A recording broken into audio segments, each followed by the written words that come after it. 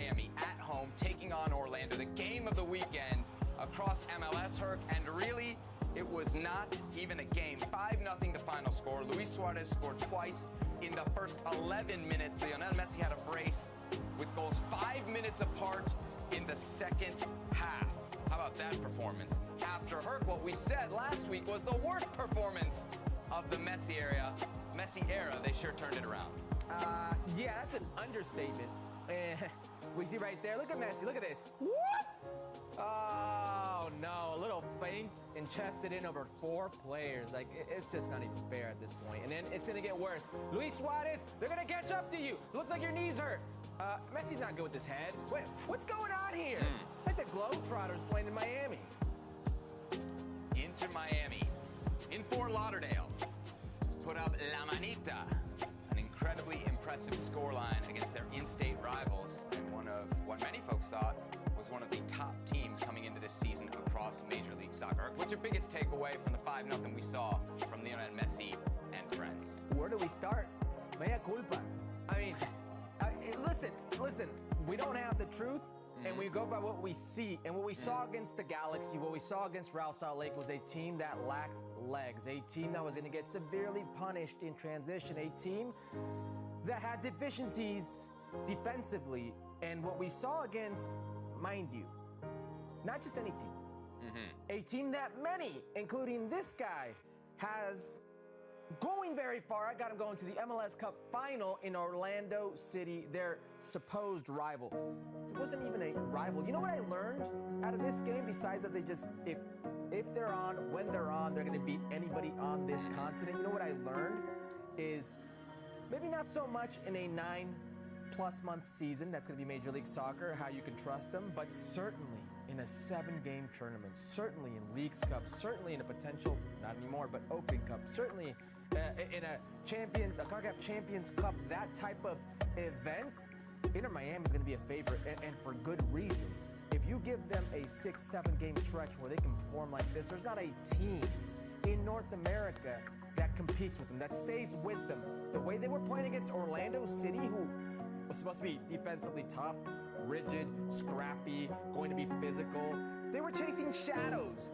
And Luis Suarez, whose knees hurt, looked everything but. Julian Gressel, who was finished, playing in the midfield. Why is he playing in the midfield? Looked like one of the best players this league has seen in quite some time. And Messi didn't even do anything in the first half. It was Luis Suarez and Julian Gressel's show. And then when Messi decided to show up, as he often does, he made it look so easy. I told you that Inter Miami wouldn't win a statistical award this season, and if they did, it was Drake Calendar. Here we are, 3 weeks in. The leader of goals scored is Messi. The leader in assist is this man right there, Luis Suarez. And Drake Calendar's proven me right so far. But can they do this for 10 months? I don't know. I've got my doubts. In a 7-game stretch, a tournament, will they be a favorite? Absolutely. Feeling a lot better about my MLS Cup pick, feeling a lot better about my MLS Golden Boot pick, of course, which was Luis Suarez, and feeling very good about my MLS MVP pick, Herc, which you'll remember was Lionel Messi. Now 3 goals and 3 assists. I know I went out on a limb through the first 3 games. I think what for me was the most impressive was who it comes against. To your point, this Orlando City team is supposed to be very good, and it's also a rivalry game. Like, you don't expect a rivalry game to get out of hand like this. Plus, I think you mentioned it on the show last week, there was the history. We'd seen Orlando not just frustrate Messi, but frustrate Inter Miami and kind of have some success against Inter Miami. I really thought if anybody could keep it close, it would be this team. And I certainly thought that after the performance against the LA Galaxy. I don't know what they did to Luis Suarez's knee in the week since, but my goodness, it's magic. Or Herc, I don't know. Do you think he was sandbagging it in the first 2 games? No. How do you explain a guy going from looking like he could barely move to banging home 2 goals in a rivalry we match. said it last week. He started this way in the Brazilian league. He was very slow out of the gates, and when he started scoring goals, nobody could stop the guy. That's why he was MVP of the Brazilian league last year on the same knee. Same knees, if you'd like. Now, he didn't have these opportunities against Real Salt Lake. He didn't have these opportunities against the LA Galaxy. They did. Julian Gressel didn't have time on the ball. Messi didn't have the freedom to pick out headers and put him where he wants against those two teams. You give this team space, they're going to hurt you. I don't care how old you think Luis Suarez is. I am convinced the whole knee thing was to get out of Brazil. Okay, this guy can still play, and he's proven it. And Messi, he's levels and levels above most players in this league. So if you put him around competent players and surround them with legs, because listen, neither one of us questioned them going forward last week or the week before. That's not been our question, nor will it be our questions. We understand who they are going forward and what they can produce. Our questions are, well, can they defend? Our questions are, some of these teams in the past and in this season have left them hang on the ropes when they shouldn't have. They should be killing them. They should be killing them, and they don't take advantage of it. And this is what happens when you leave good players hanging around. I'm not surprised by this going forward. I'm more surprised of what they did to Orlando City physically with the ball and how they neutralized a team that I had going very far this season. Now, listen, you don't win the league in 3 games. Okay. And Orlando City's not going to lose the league in 3 games. This just solidifies how much I can trust Inter Miami in a 7-game tournament. They're going to be favorites in Leagues Cup, favorites in a Conca Champions, but MLS Cup, you know how this goes. Copa America comes about, there's going to be injuries, there's going to be players leaving, they're going to miss a lot of time, etc., etc. I'm not willing to place my bets there yet.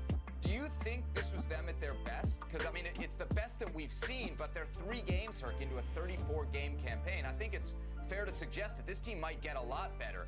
And if that's the case, I mean, if at this rate they could put a 5-0 up on Orlando, you know, they don't even need to be at their best to look around the league and be like, there's nobody that can really hang with us. All right, so this version of Luis Suarez, would you take him to Copa America if you're Marcelo Bielsa? I think you take any version of Luis Suarez to Copa America if you're Marcelo Bielsa, and I think he will be there, yeah. Okay, so he's gone. Messi, he's going to be gone with Argentina. Who knows, Federico Redondo may start playing very well alongside Messi, get the eyeballs of Scott. So basically nobody in MLS can beat this team if those guys are there. That's what you're saying. As long as those guys are there, forget it. If they're at optimal level, it's over. It's over. But they've not proven to be at optimal level 10 out of 10 games. And that's understandable. Okay, that's understandable with the way this league is structured, with the way these players are going to be playing every 3-4 days. You know, CONCACAF Champions Cup, summer rolls around, you've got Copa America, then you got Leagues Cup, etc., etc. Whatever you want to add in there, they will have in there. Remember what it was like when they were playing those 3-4 days games in a schedule. It was the preseason tournament, and it wasn't going so well when Messi wasn't on the field. So I'm not willing to bet right now on Inter Miami in the long haul. But these short tournaments, 7 games, yeah, that's a good flyer, right? I don't think it's a flyer. I think it would be favorites heading in for most bookies. No questions about the Inter Miami offense coming into the season, some about the defense, but to your point, they were good against Orlando. Just 3 shots on target allowed in that game. Couple other weird things in and around this game, Herc. DeAndre Yedlin started this game for Inter Miami. He's since been traded to FC Cincinnati. That was after the game. Before the game, the initial ref, which we'll remind you was already a replacement ref, had to be replaced because some images surfaced on social media of him rocking Inter Miami gear. I mean, you can't make this stuff up, Herc. You just can't. Oh my goodness. Where do you start here? Like, where do you just pay these refs? Pay the refs. Pay the refs. Like, why are you nickeling? Just pay the refs. Pay the refs.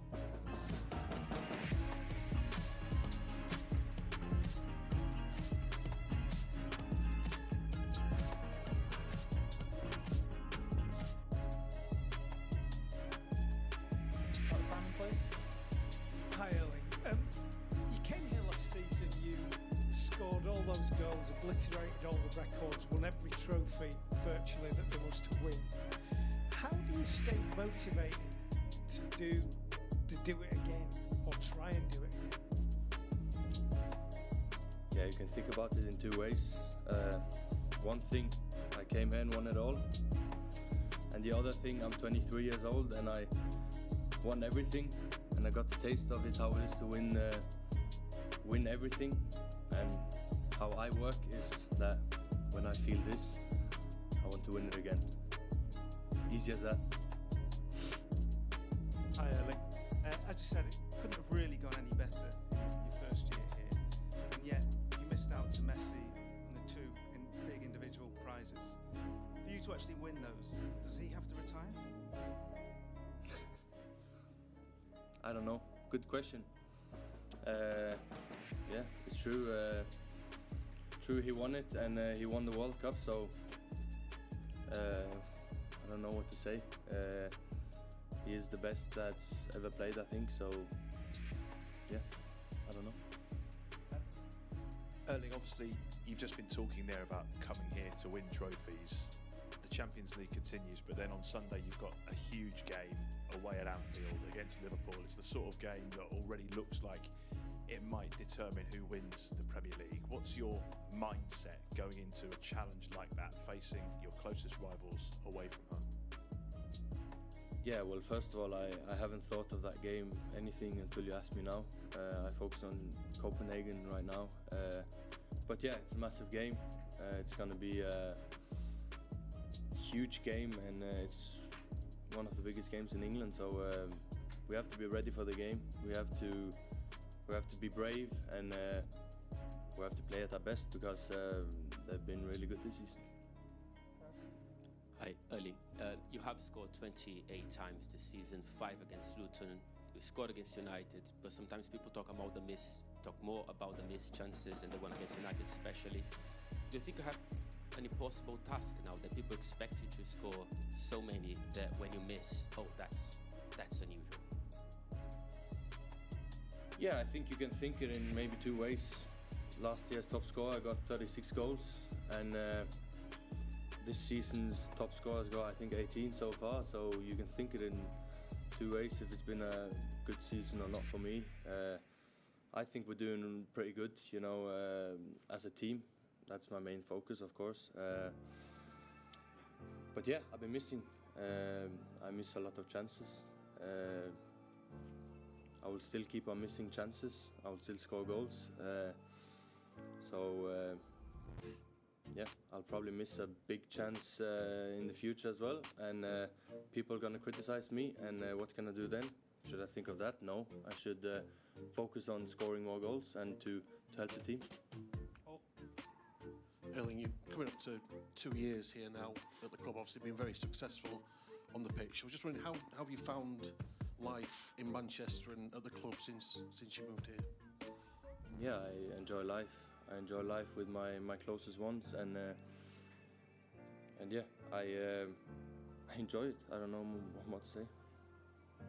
Hi Erling, you seem to be very strong mentally, the way in which you're speaking about yourself and missing chances. And you have been since you basically started as a professional. You've always been like this, or is it something you've sort of had to work on, just to sort of focus, who cares if I miss, I'll carry on sort of? No, it's been a challenge for me when I was young. I remember when I was young, I could start crying if we lost and I missed a lot of chances or whatever. So I've been working on it a lot, and it's been a challenge. I think because I demand a lot from myself, and I know my teammates also demand a lot from me, and the manager and all the fans. So I think it's something to work on, and in the end, everything's in here. So it's an easy answer, but also so difficult. So, but so far so good. Hi Erling, I don't know if you saw, but Thierry Henry was on Sky last night, and he was talking about your link-up play, hold-up play, and the stuff you're good at, but also the stuff you could maybe do a bit more, and in terms of getting involved. But he also said he's not in the dressing room, so he doesn't know what Pep asked you to do. So is it Pep saying don't get involved too much? Would you like to get involved more? Is it something that you could maybe improve? What is the actual instruction when it comes to getting on the ball in this team outside of the box? Yeah, I don't want to say too much about this, because obviously it's our tactic and what we use against opponents. But yeah, I do what he says me to do. I try to get involved when I should, and yeah, there's a lot of things I can become better at. everything, by the way. People say I'm good at scoring goals, but I missed the biggest chance in the world ever 2 days ago, so I can also become better at that.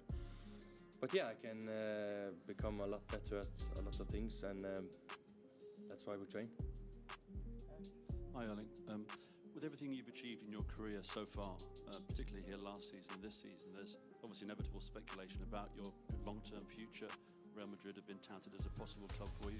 But do you feel you've got everything here at this club to stay here long-term? Everything you need as a player? I'm really happy, especially with the people that I'm surrounded with, the manager, the directors, the board. They are a group of amazing people, and I'm really happy, I have to say. Yeah, I mean, if I say this now, it's probably going to be a massive headline tomorrow. You never know what the future brings. But again, I'm happy, and you can write this, but you can also have to write everything I said right before. I'm happy, and yeah, that's what I want to do. Following on from that, the club would kind of love you to sign a new contract. Is that something that's been sort of in your head yet, or just focusing on the pitch? Yeah, my focus mainly now is on the pitch. There's a lot of games. 2 days ago was Manchester derby, and now it's Champions League, and on Sunday it's Liverpool. So I think I should focus on that. I don't think I should focus on anything else at the moment. Hi Erling, you were talking before about sort of blocking out the misses and learning how to deal with that. What does that look like when you work on things like that? Is that a mental thing that you do at home? Are there any sort of special exercises? Yeah, it's a mental thing. I don't have any exercises, but I think it's something I've been working naturally on. I think it's with everything in life. If you overthink something, it's not good. If you stress in your life, it's not good. It's with everything in life, and with my life is mainly about football, so that's my focus, and I've got one career, and I try to do my best to have the best career as possible. So yeah, my focus is to become the best possible version of myself, and the main thing is the mental part, and yeah, I don't know what more to say. Byron, you're back scoring goals now, but it's not so long ago that you had a period of 2 months with injury, with a couple of setbacks as well during that time. How did that period affect you as a person? As a person, no, it was hard, because you get used to something and then suddenly you don't know what to do. You have to focus on the main thing, to be training and all that kind of things when you can't play games. But it's about trying to find positive things in life, because life is beautiful, and I've got a lot of beautiful people around me to be around me and to help me and to make me have a good time. So that's my focus. The Danish media, please, guys. Christopher from Danish media. Before the season, Premier League got a new Scandinavian striker in Rasmus Haaland. What is your thoughts about him as a footballer, and what do you think about his start in the Premier League? Yeah, I think his start was a bit hard, I think, but then it became much better, and when we played against him, I think he was really good. So he's a good player, and he's young, like me. I'm not the youngest anymore, but I'm still young, so he has to keep on developing. And yeah, as a striker for Manchester United, I guess you have to score goals as well, so that's his job. Just to follow up on that, I'm Jonas from Danish media as well. Have you been in contact with Rasmus while being here in Manchester? Okay. You're playing FC Copenhagen tomorrow as a Norwegian. What is your relationship to FC Copenhagen, and how do you remember this club? I know you trained in the club as well. Yeah, I was on a trial, or whatever you want to call it, in 2016. I think a couple of guys from the club wanted me then, but not everyone, so it didn't happen. Sad for them, but maybe good for me, because I went to Molde and it was a good choice. So Yeah, I like the club, to be fair. It's a nice club. I've got a couple of friends that lives in Copenhagen as well, and they are standing on the, I don't know what you call it, behind the goal in a lot of games. So they enjoy it, and I like the club. Were you interested in joining FC Copenhagen, and how was that week in Copenhagen for you, the trial period? One more time, please. Were you interested when you were at trial at Copenhagen about joining them, or did you already know then it would just be a training week? I thought you asked now, but yeah, I was interested. Yeah, obviously it was to join the under-19s then. So yeah, I was interested. Of course, that's why I went there. I remember even speaking with Ståle, was the coach then. I even got a shirt actually, number 9, Haaland. I think I still have it at home actually. So yeah, I was interested, but it never happened. Yeah, my destiny was another way, and it was a decent way so far. So yeah. Did you have a negotiation with Copenhagen? I don't know. I was 16, so I didn't do anything of that. David, Copenhagen Sundays. In Copenhagen, we weren't exactly thrilled to draw City again. But what do you think about meeting Copenhagen now? Yeah, it's a nice challenge. They've done really good this year. Look what or this season, I mean. Look what they did in the group stage. They had some amazing games. Women analyzing the games, and they made it really difficult for the teams they faced. So I like the challenge. I like Champions League, and I like to meet different teams and to go to different countries. It's nice. So it's nice. Ja, hej Erling. Også et spørgsmål fra Danmark. A question from Denmark. Which player from Copenhagen has made an impression on you? You have met them a couple of times during the last seasons. Is there a specific player?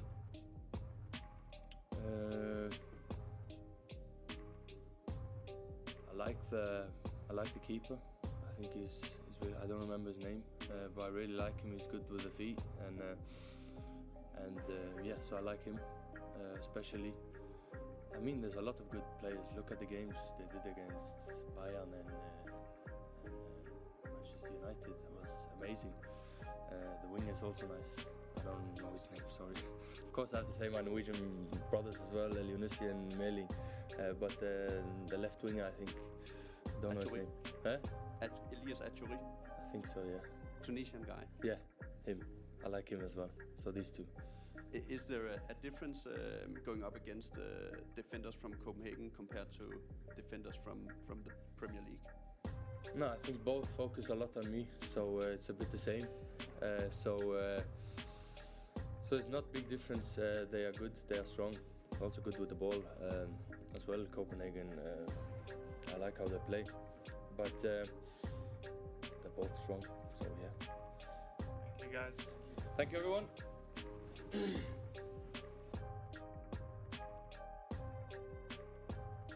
Hi, Pep. What's your feeling in the Champions League now? You said that when you won it last year that it was like the end of a chapter for Manchester City. What do you feel about building a new chapter? Because you've still got a chance of winning all the trophies that you won last year. It's better to be here already winning the Champions League, but as I said, it's over.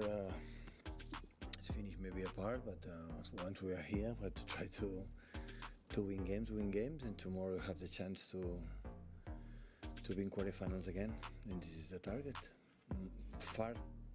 More far of that, I don't think too much. Pep, you've got a hugely important week. They all are. 2 different competitions, 2 different tests. How do you balance your team selection across these 2 important games? Selection will depend how the people recover the last game, how they feel, and that's all. And after we'll take a selection tomorrow morning. And the competition is so really important to be focused, because in football everything can happen. You have to be aware of that, and and do a good performance and qualify. This is the target. So I have a lot of respect for Copenhagen, for the way they defend. They can shape for different systems. You have to read it quickly. Because as I said, so Champions League is Champions League, and to try to be in the best 8 teams in Europe, this is our target. Yeah. Hi Pepper, it's been a week now since Jack's injury. Are you any clearer now how long he's going to be out? No. Tomorrow is not ready, and I don't know how long we'll be. Hi Pep, after the game in Copenhagen you were talking about the crowd, and in those kind of environments you need to make 1,000 passes, and maybe don't even worry too much about scoring a goal, just make the 1,000 passes. When it comes to telling the players that kind of game plan, what do they actually need to know? Because it's not just about passes for the sake of it, is it? Like you said after the game, it's the right tempo. So what do you have to tell the players when you're going into a game like that and you want to do that? Like we play or we're going to play? No, like in Copenhagen away, or any stadium like Madrid, Liverpool, for example. No, it depends.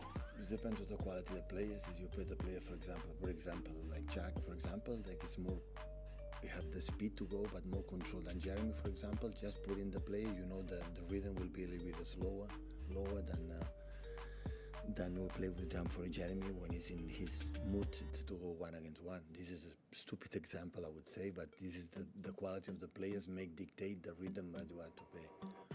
How important is it for people like maybe Ruben Dias or Rodri to be really comfortable under intense pressure from the crowd, but also the opposition, to still hold on to the ball, to use it in those areas? Is that a big part? We can do transition actions, quick actions, but we are not built to do this all the time. So that's why we're more comfortable when we have a lot of passes and flying or moving all together. I think we feel more comfortable as a team, but with the speed with Kevin, Matteo, Erling, of course, Phil, we have a pace to sometimes do a transitions, and we cannot avoid it. When we can do it, we have to. Hi Pep, Álvaro Cruz, Caliente TV in Mexico. Last Sunday, we see Manchester City with big self-confidence, winning the duels, scoring, the second balls. Do you think at this time Manchester City has the level, the big level, like last year, to fight against for the trap? The only target is to try to qualify tomorrow for the quarterfinals. We are far away talking about this thing. We didn't say it last season until we won the final against United in the FA Cup. So we are here beginning of the March. So tomorrow only target is Copenhagen. I'm focused since yesterday afternoon, this morning and tomorrow. Do you have Alex Alcalá, yesterday Mexican player, training with the first team? What do you think about him? No, we're just training sometimes. So it's not trained regularly. So sometimes come with us when we need it. And all the academy players help us to do the training, what you have to do. And for them it's important to play with the senior players and try to improve their abilities. Did any Copenhagen players impress you extra or a lot in the way they first defend, match? the compact, all the movements they do, they are really well organized. So are there any players you have had an extra eye on in your preparation before tomorrow? Always I'm aware about all the players for the opponents, but especially with our players, what they have to do. So we struggled last season there to win, and we played a really good game, considering I know what happened against United, against Galatasaray, how difficult it was for Bayern Munich to beat them in Copenhagen. They were not able, Bayern Munich, to beat Copenhagen in Munich. So I know perfectly the strength, the quality, because we played 2 years in a row with the same manager. So of course they have a strong link striker, so you can link with them. They have a base in the transition. They link inside a lot of time. But especially what I like a lot is the way they defend, they compact, and really good movements they do. Hey Pep, you were talking about the transitions before. How much, when you were looking to sign Haaland, how much of a consideration was that when you were profiling him, in that he can give you something different over the top that maybe you didn't have beforehand? Yeah, but at the end of the transition is the skills that you have. When you have Bernardo Silva now, David Silva in the past, so you know you have to play in that same way. When you have Leroy, you have Raheem, you have Kevin, and we have You use more transitions. The reason why, for the skills they have. And we want that. I like running the ball in. How was the third goal against United? It was transition. My high pressing, regain the ball, Rodri, one pass, Erling, ciao. So I love that. I like it. That's why we make a high press. But make a transition for 40 meters or 5 meters, have few players for that skills that we are not match. So we are not good in that. And also have the feeling that we make a transition so quick and you score a goal. But if you don't score a goal, the transition against you. As quick the ball goes, as quick the goals come back. And with more opponents coming back to you. In that balance, sometimes difficult to discriminate. I know the fans sometimes want in 3 passes score a goal. Me too. But we play against teams that they are smart enough to know how to control that. So that's why the balance we can do it or don't do it. Jeremy, for example, Jeremy is an incredible player for 5 meters, but running 40 meters is not Leroy. Leroy can do it 10, 50 times because mom and dad gave him that genetic to do it. Jeremy, no. So discriminate how, like it's football. Why you play 1 touch, 4 touches, when you shoot, when you cross, when you make a forward. The decisions have to make instantly. And who are the best players that take more often the right decisions? It depends what happened, the right ones. And sometimes when you play good, it's because we took not the proper decisions. But they are human beings. It's happened. So it's not a big problem. But from 8 years, I think we are used to play more comfortable with the ball all together. I think we are more comfortable. But sometimes when Kevin has the ball and have Erling to run 40 meters, but he has the pace to run 40 meters. Give him the ball and go 1 against 1 against keeper or central defender. Of course we have to. And we knew it when we bought or Erling came here. We knew that we can use it and we have to. Hello, Daniel Reyes from TNT Sports Mexico. You mentioned Alex Alcalá. We want to know your impression of him as a football player, and did you have the chance to talk with him and give him some advice? No, not yet. Maybe in the future. Of course, say hi, how are you there, but he trained not much times, 2 or 3 times. So he's with us, we're happy to have him. He's an academy player, but step by step. You've been involved in this competition as a manager for nearly 15 years now. What is your view of the level of the competition now? Is it harder to win than ever? Or is the level not as high perhaps as it was a couple of years ago? Getting better, tougher. I always had the feeling when I arrived in Barcelona the first years, and okay, we arrived semi-finals.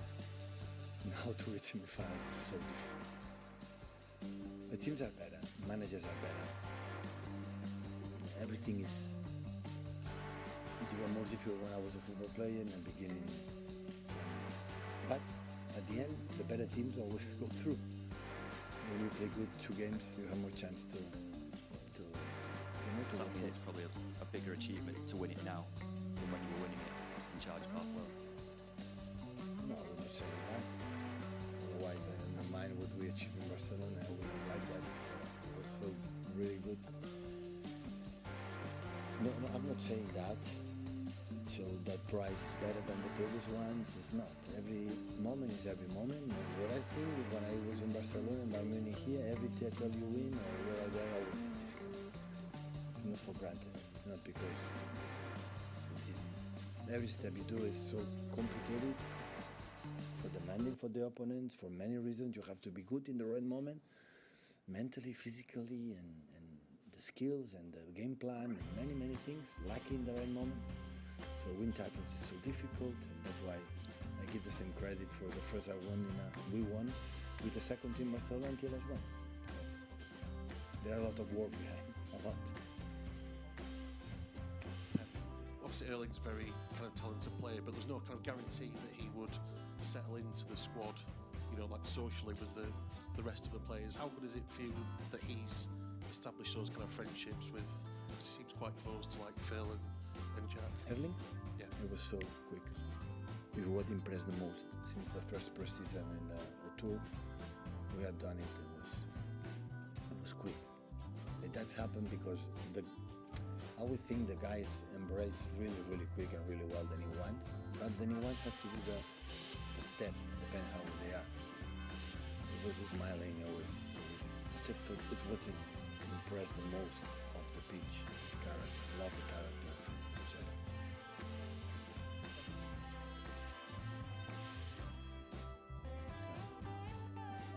actually. But I met some of them. No, the biggest star, more humble they are. I don't know why, but it happened when I was a football player in Barcelona, and normally the biggest ones are more understand better. That's why maybe they are biggest stars, for that reason. Hi Pep, Jonas from Danish media. Do you have any concerns going into the match being 3-1 up against a team of Copenhagen's size tomorrow? A concern always is there. Always. The worry is always there. Otherwise, we will not be seen. But at the same time, I prefer to start 1-3 than 3-1 down. So that's for sure. I prefer that result than the other one. I would love 0-7, but normally it doesn't happen in Champions League, especially away. And at the same time, the warning are there. I respect them. What are you worried about for tomorrow? Perform the way we have to do. Of course, the business is qualified for the next round. In football, everything happens. You have had a red card, bad decisions after 10 minutes. I put example this season. We won, I think, 1-2 or 1-3 in Leipzig in group stage. After 20 minutes, it was 0-2. Two mistakes, especially the first one, 0-2. And when we concede another goal, we are second in the table. The draw should have been Real Madrid, not Copenhagen. So, in football, the details make the difference, and everything can happen. Even we concede a goal in 85 minutes, 0-1. 0-2 have to go extra time. Because it's not goal difference now, goal away. So just prepare well, mentally especially, read what they have to do, what they have done, guess what they can do. And the best way to respect the competition in Copenhagen is do your best and perform. This competition deserves to perform your best, otherwise everything can happen. Hi Pep, Christian from Danish media. You're talking about everything can happen and that you have to respect Copenhagen. How do you prepare for the games against Copenhagen? Which parts do you need to look out for playing against this team? Prepare is what we have to do to beat them. What they do in attack, what we have to prevent them, what we have to do defensively, it depends what they do. Because there are patterns that Copenhagen does. So like we have, like we do. And this is the way we're going to prepare.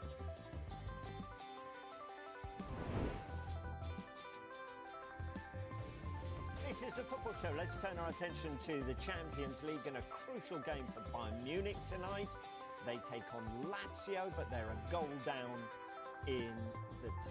Now, Joe and Sam are here. Gail is here as well. Now, they're 10 points behind Bayer Leverkusen in the title race. Gail, how bad has this recent run of form been? Yeah, it really doesn't make very good viewing. Let's have a look at that run of form. And as you mentioned, the Leverkusen leading the league by 10 points. That was probably the key moment, I think, for most Bayern Munich fans when they began to feel that maybe a 12th consecutive Bundesliga title was not perhaps on the cards. They'd lost against Werder Bremen, but it was that big loss against Leverkusen that really cast a bit of a shadow on the end of the season. Lazio didn't have a shot on target during that game, off the back of a pretty poor showing the game before.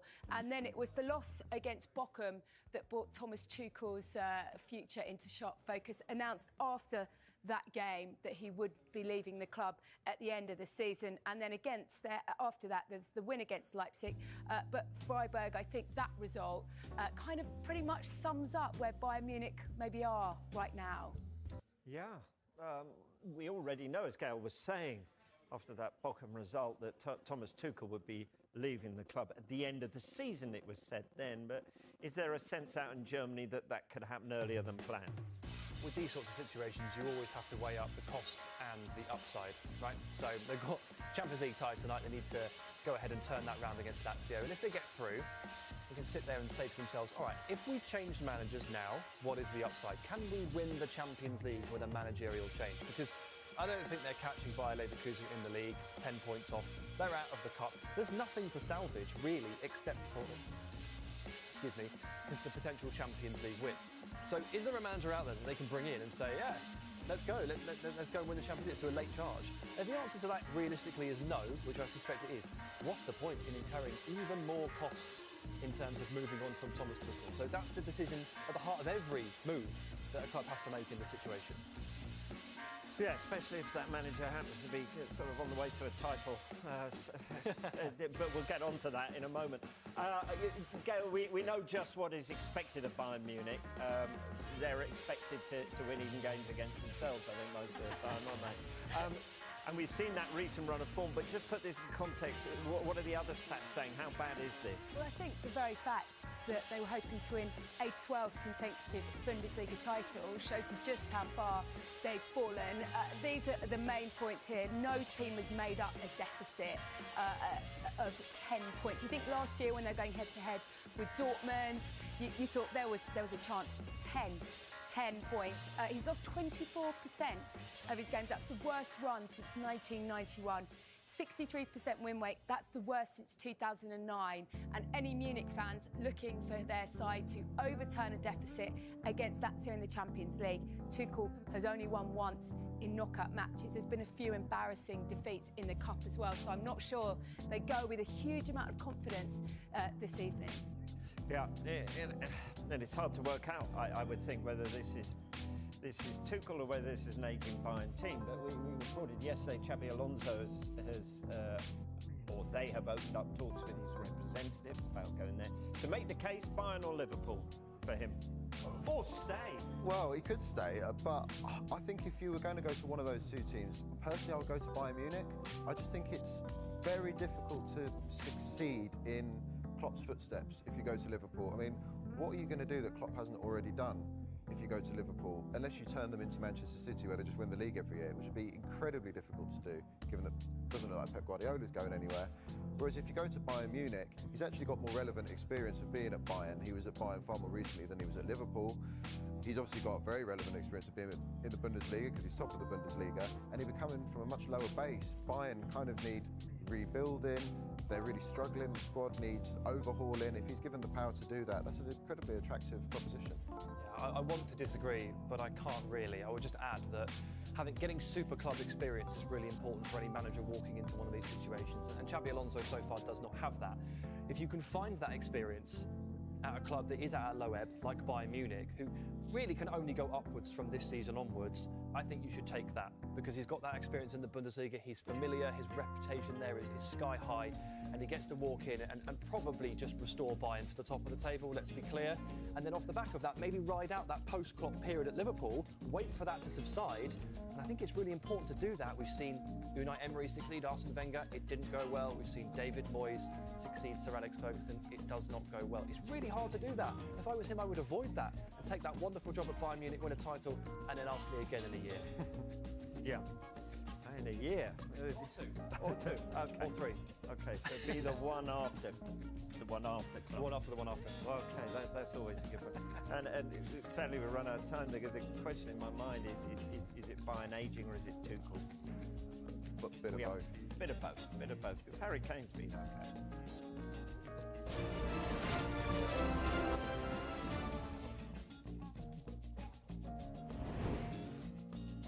Okay, gentlemen, can you ever remember a more one-sided first half in a Premier League match? Yes, I can. But let's start with Arsenal first, because not only is this 5 or 6 goals, it's from the first whistle, isn't it? Like, it's just relentless. It's the belief coursing through Arsenal. You see Bukayo Saka steaming down that right side, and within a minute and a half, they've hit the bar, and Jack Robinson has had to clear one off the line. Then there's another chance, and then there's the goal. 5 minutes have gone by, and you know the writing's on the wall here. It just carried on, 2 in quick succession. The 4th goal for Havertz, I think it's Ahmed Hodzic, is just throwing Martinelli to the floor, trying to stop him from dribbling past him. Doesn't work, pokes it through to Havertz, it's a nice finish. The own goal, the resigned look on the faces, the no-look assist there from Jakub Kiwior after 15 minutes. I think we knew the night was done at that point, but to answer your question, Rob, I do remember a game like this. Chelsea once beat Aston Villa 8-0 in a game where everything went wrong for Villa. Every shot felt like it was going to go in, every attack felt like a goal, and every bounce went poorly for the team that was defeated. And I got the same vibe from that game right from the off last night. Yeah, 2012. I think Torres scored after 3 minutes on that day. 7 different scorers, I recall. And there was six here, right? Yeah. So there we go. You remember that? The good old days, Rob. Yeah, seems like a lifetime ago, doesn't it? Let's talk about Bukayo Saka taken off at half-time. Gabriel Martinelli limped off in the second half. Mikel Arteta saying they're not serious. But will that be their biggest concern here? Yeah, I mean, on a night where there were very few concerns, they will be the biggest ones. Saka, I don't know, he's kind of gone under the radar a little bit in the numbers that he's put up. He's got 7 goals and 1 assist in his last 6 Premier League games. And I think maybe it's just because he's so consistent and he plays every game, you kind of just forget how good he is. And with the games they've got coming up, obviously the second leg against Porto, where they need to overturn that defeat in the first leg, obviously City coming up in a few weeks as well. They really need Saka and Martinelli fit for those games. One thing I would say is that, again, a lot's made of they kind of haven't got a winger to step in for Saka, but they do have depth. They've got Smith Rowe, Trossard, Vieira, Nelson. They have got players that can step in. Everyone needs a sort of mid-season break, don't they, Gail? And they do, and it's been a remarkable run for Arsenal since then. You've been looking at some of the stats in more detail. If ever there was an advert for a sunny winter break, then I think Arsenal are the ones to show just how much of a difference it can make. Think back to just before Christmas, defeats against West Ham and Fulham, people questioning what was going on with the strikers. There was lacking in confidence, and then there was that loss to Liverpool. Off they went to some sunshine, and since they've come back, it is 31 goals scored and conceded. Even more impressive, perhaps, is the 3 goals conceded. The momentum they've had from those sort of 7 wins has been quite remarkable. They just seem to have been filled with confidence. You know, Arteta has spoken a lot about trusting his players when they didn't buy a striker. He said, you know, we've got the belief, and whatever he did in that sunshine break has clearly done wonders, hasn't it? I guess the question is just how far that can take them. And the other question is, you mentioned Martinelli and Saka. When Arsenal were struggling, those were the 2 players that maybe had dipped off in form, so they really need those 2 to be fit again quickly and back to where they are. Yeah, but such is the extravagance of those top 3 at the moment. Is Arsenal going to keep racking up results like this all the way till the end of the season, still not win the league? Look, at Arsenal right now, first half of the season, it was always, they've got the best defence in the league. All the numbers suggest best defence in the league, but what have they got in attack? Right now, in 2024, they're averaging 4.2 goals per game. They've won 5-0 twice and 6-0 twice, and they've beaten Liverpool 3-1 and beaten them quite handsomely. This is pretty scary stuff. If you're combining this level of defensive ethic and aptitude with now just free scoring Arsenal, honestly, a lot of the time with these title races, it's about not slipping up. It's about being that juggernaut, and it's about being a bit of a flat-track bully. Arsenal not only have the best defence in the league now, but they have that flat-track bully tendency in attack. I'm starting to believe they're going to do it. Yeah, I mean, playing devil's advocate slightly, I would say you've got to look at the run of games that they've had over the last few weeks. Liverpool was an incredible performance, one of the standout performances of the season. But they played Crystal Palace when they still had Roy Hodgson in the kind of last few weeks of Hodgson's reign. West Ham, Burnley, Sheffield United and Newcastle, who were terrible in that game at the Emirates. And look, you can only beat what's in front of you, and they beat those teams handsomely. But it's not the hardest standard of opposition, those teams. They also lost to Porto pretty poorly in that run of games. So, as I say, playing devil's advocate, they're in incredible form, but they need to go and do it against Manchester City in a few weeks. Yeah, you carry on being a devil.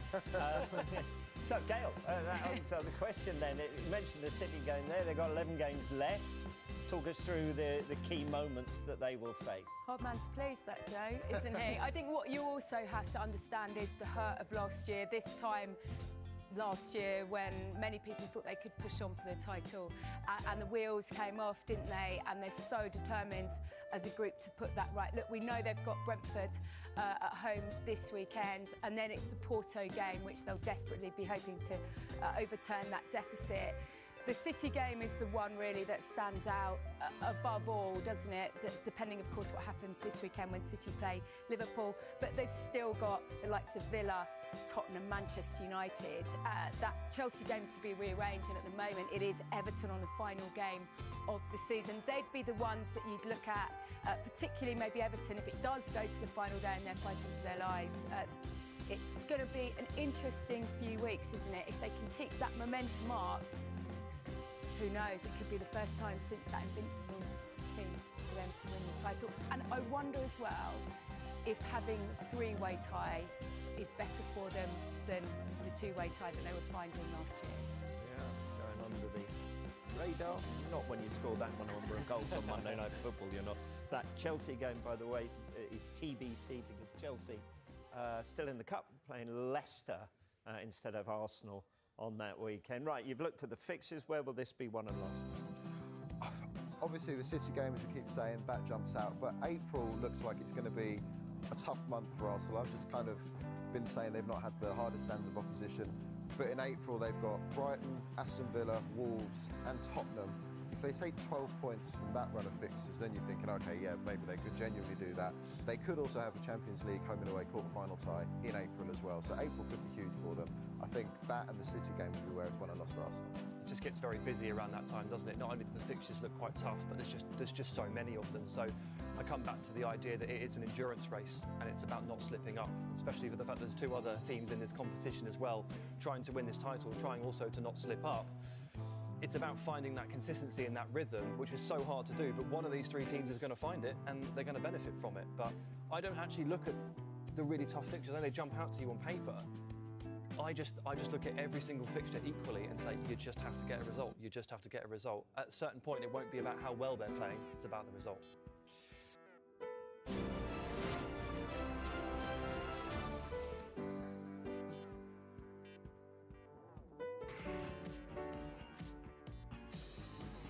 Welcome into the latest edition of Extra Time. Thank you very much for all your questions. Mario and Naden return. Shaka and Robbo are here.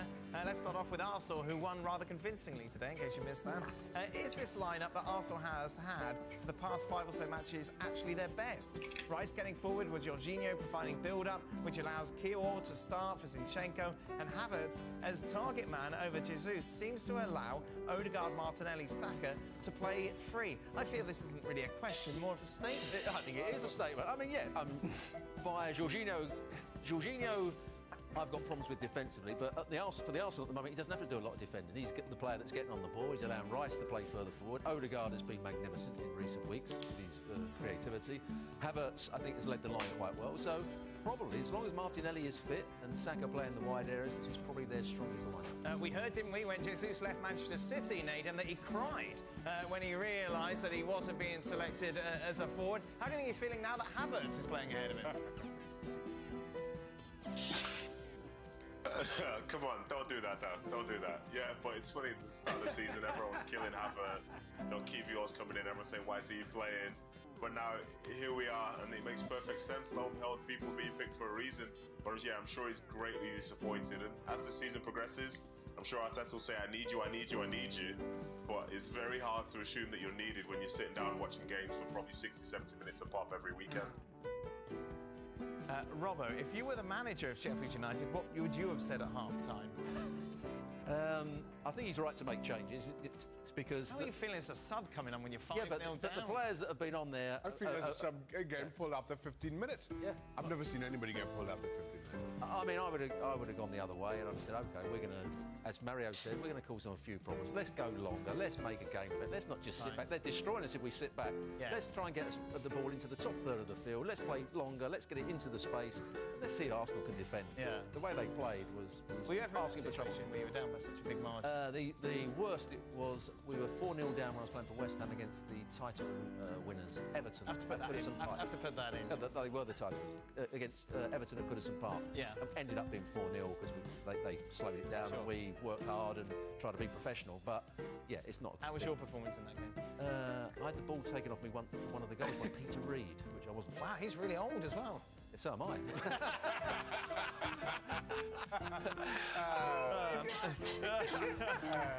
Mario, you were at Wigan, yeah? Was it at Wigan when you were down that much with Steve Bruce at half-time? Yeah.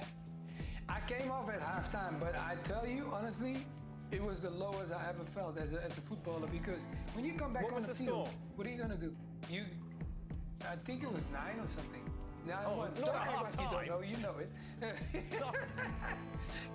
It was at Spurs, and for me, of course, you know, when you go as an ex-Chelsea player to Spurs, they already had a go at me from the first minute. So you know that's gonna happen. And then when they keep on scoring, you're also the captain on the field, so they're gonna, you know, make you feel miserable. But I have to say, Spurs played a good game, and we were not ready to do anything. And what Robo said, yeah, I totally agree. When I came to England, that they were teaching me how to put the problem on another place and far away from your goal. And we were not doing that, because I think we played against Spurs and we felt like we could have them, but that was the problem. I've stolen Sean's question, actually, so I'll read it now to Nedum and Shaka. What was the worst halftime score you ever had, and what was it like in the dressing room? Nedum?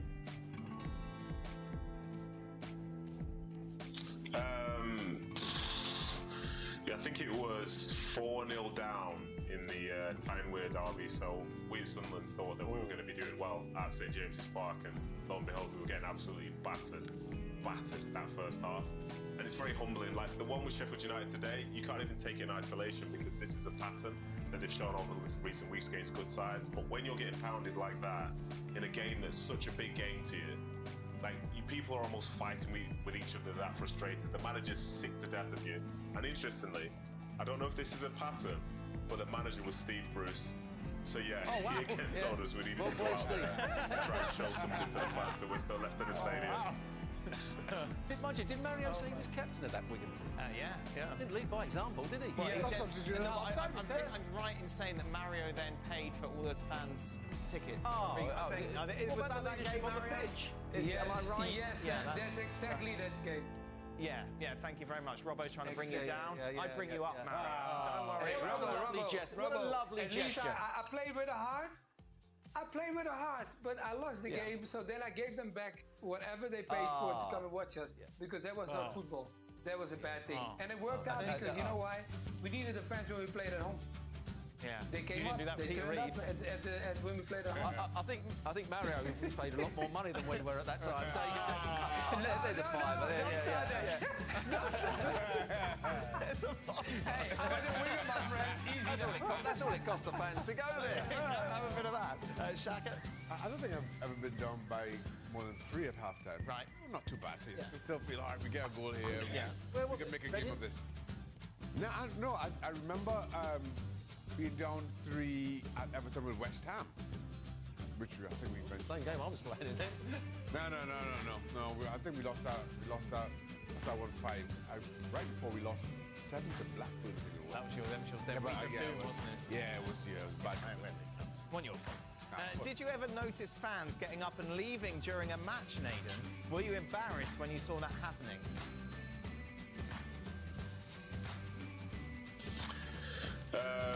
Was I embarrassed? I think I was just embarrassed by just losing on the field anyway, but in fairness, a lot of fans, they kind of prefer to let you know what they think about the performance, more so than just leave, if you know what I mean. So, you would have preferred if they left. You can see some of them leaving, and you can tell when the crowd's not great in your favour.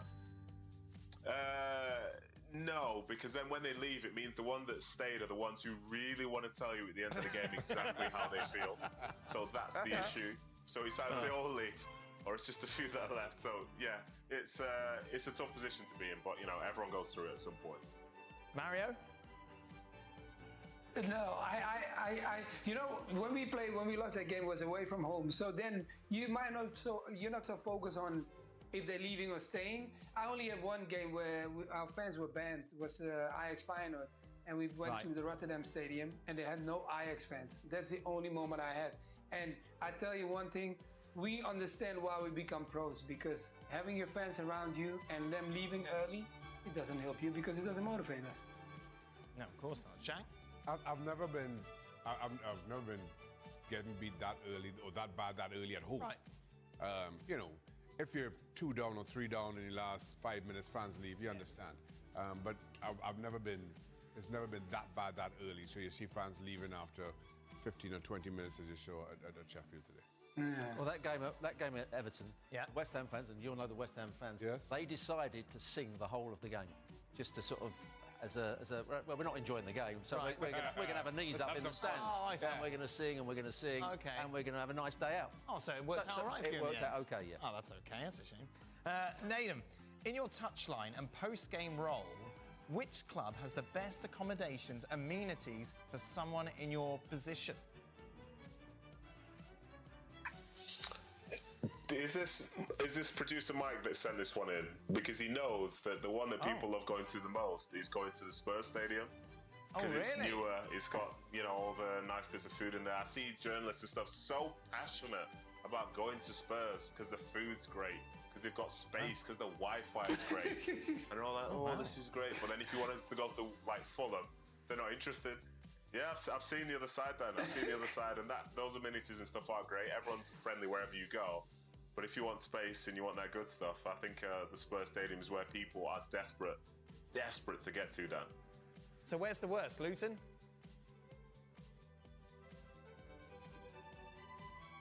I think it depends. Is it Luton? No, Luton, they were really friendly. It was really small, but they were really friendly, and they had to invest to make it better to be up to scratch for the Premier League. But I did see quite a few people who were at Fulham who weren't too best pleased with having to cram in and get like just a soup for their dinner. But again, I don't know. This is the way people do things. Should it matter? Probably not, but for some it does. No, I'm not going to get in trouble, Dan. Don't even start off. It was not Alexis. It was not her, and I'm not going to have any slander against her. Not going to have that. I'm a bit annoyed, Never. just saying. Not Alexis. I know Not what they Alexis. do. After half-time, they used to go in. They don't watch the game anymore. They go in to have their... No, I tell you what. Particularly at Chelsea. What was interesting when I went from England to Spain, Spain don't care about journalists. You get nothing. You know, you may get a sandwich and that's it. But as opposed to, as Naden said, it's quite a thing. Quite a competitive thing. That the clubs go against each other to give the best food to the journalists. Arsenal used to be brilliant when I was allowed in there. That was a long time ago. That's back when Mario was buying tickets for everybody. And what's the worst place you've been?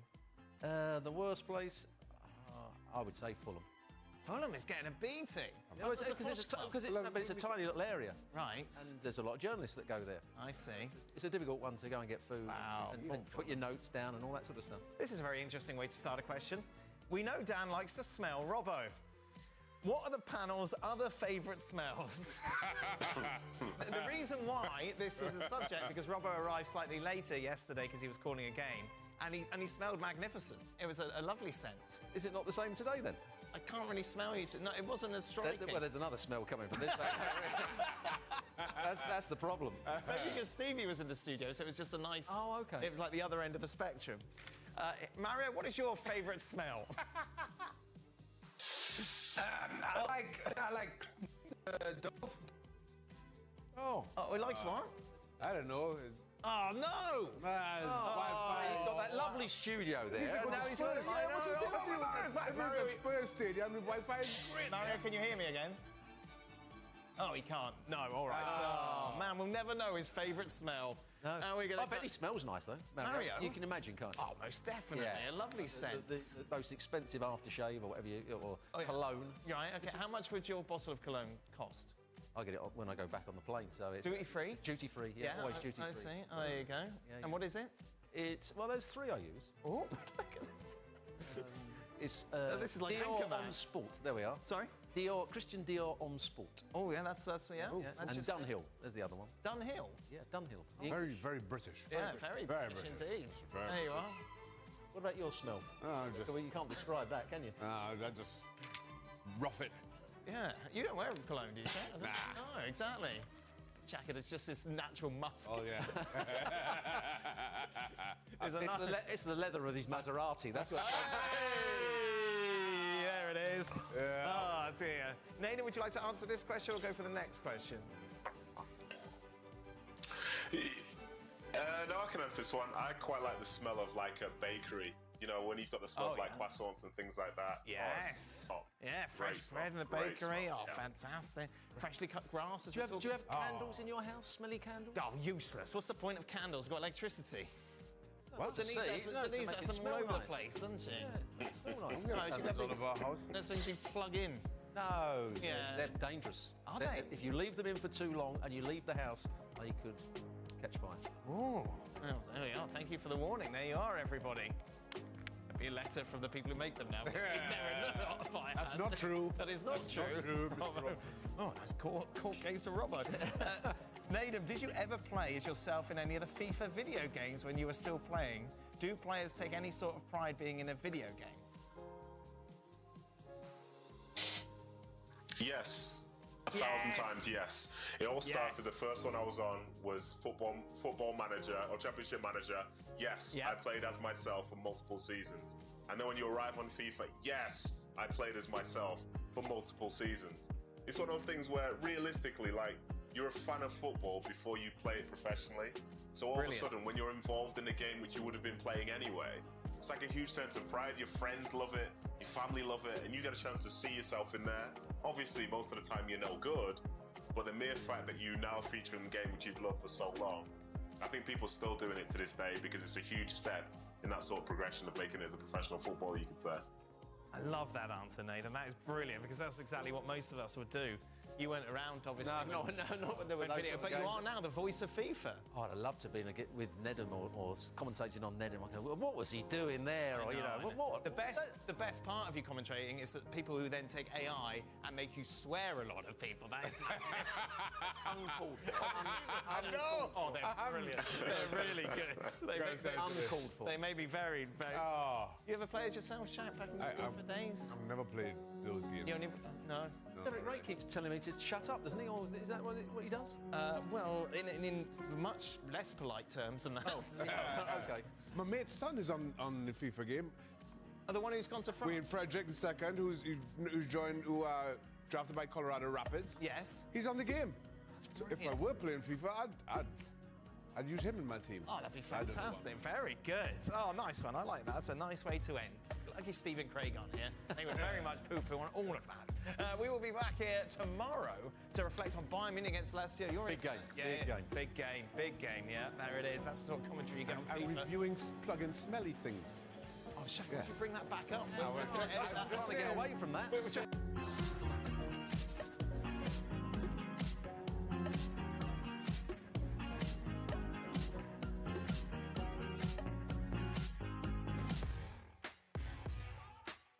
It's not that big a gap, and when we have everyone on board, we can be competitive. I think also we showed in the cup final against them when it was really close, but City is in the moment the best team in the world.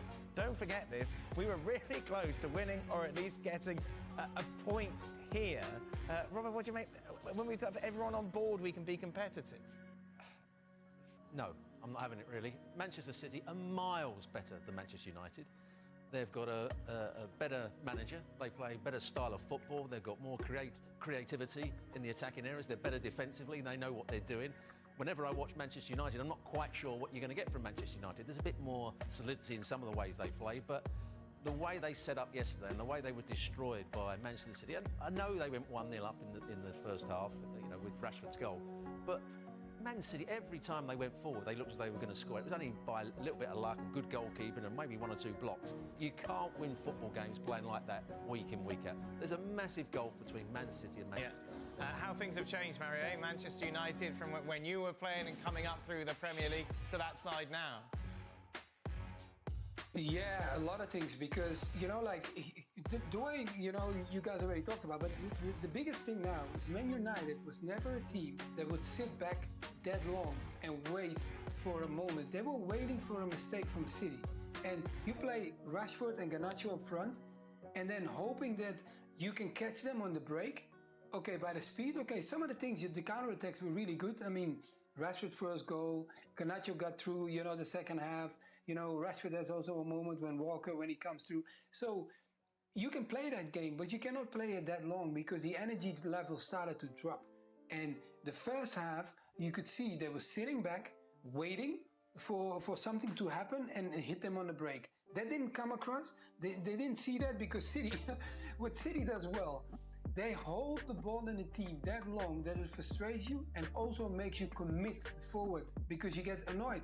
Because we cannot stay calm that long. How long are you going to wait? So many minutes before you can touch the ball? It's too long for a footballer. That's why we're not playing football. And then City kept on going, pulling them out. Okay, you score the first goal. Then they're going to commit and try to make an equalizer. And then what happened for me, the key thing was you're waiting for the space behind Manchester City. But City never makes a team that cannot cope with 40 yards behind them. And I can guarantee you Ten Hag wanted to play that, but Ten Hag his background, Ajax's background, is playing like City, yeah? So it must hurt him playing against a City team while he wants to play like City. Nedum, imagine telling a little young Nedum growing up as a Manchester City fan that this would now be the norm these days. Hey, listen, Dan, late 90s, there were no derbies because City were in the Football League. So it is strange to see this be the way forward. But, you know, this is United. They've had their issues. They've had their issues for many, many years now. And it is crazy to see, even looking at those statistics, Man United with 26% possession and 11 versus 11. 3 shots, 1 on target. Like, for me, the way that game went, obviously the result could have been whatever it was, but there was a team that was in control of possession, in control of the game. Another team that was just taking part as such. And it's strange to see them play in that manner for a side that's been so dominant for as long as they have been. And even though that team isn't Ten Hag's first choice by any means, the fact is I still would have expected them to do more, because there'll be teams who go to the Etihad with less talented players than United will, and they'll have more possession, they'll have more shots, they'll have more of a say in terms of how the game goes. But instead, it's almost like they relinquished all of that, and they basically just got taken for a ride. And as the guys were saying, like, when you drop off that much and you're not in any control whatsoever, you will get tired. You'll start to make decisions in the wrong manner as the game progresses. It's almost like, for me, the analogy was like, if in theory you wanted to get fit or whatever, it's very different to when you're setting the pace as opposed to somebody saying to you, right, you're coming with me, we're going to go for a run. You'll get more tired when you don't have any control over anything that's going on. I think that's what was showing for United in the game yesterday. And I'm sure those players, as they walked off the pitch, they wouldn't have thought, oh, we nearly got something. I think they'll be hugely disappointed, because any talent that they do have, at no point was it maximised in a game where it could have been yesterday. And I'm sure there's going to be a huge level of disappointment and sort of looking in the mirror thinking, well, where are we as a football team and as a club right now? Yeah, and I think this when we have everyone on board, we can be competitive. What is that? That's a nothing statement. It's a nothing statement, but a nothing statement that Ten Hag just seems to believe in. And this is not the first time we've heard something similar from Ten Hag. There's nothing new this week. He said similar after Forest. I mean, and that for me is the frustrating thing, because he's gone, isn't he? He's a dead man.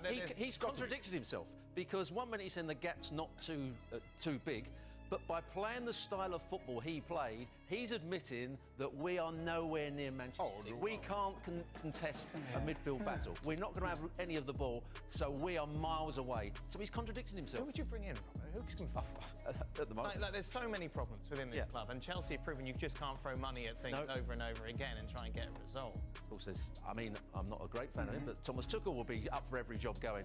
Now he's left behind after having a poor time, but remember he won the Champions League, so people will still see him as a good manager. It's a speculation, it's talk, isn't it? And rumours that will continue, I imagine, right up until the summer. Just a reminder, more reaction to what happened with City's win over Manchester United, plus a lot about the rest of the world of football on the latest edition of the Gab and Jules podcast.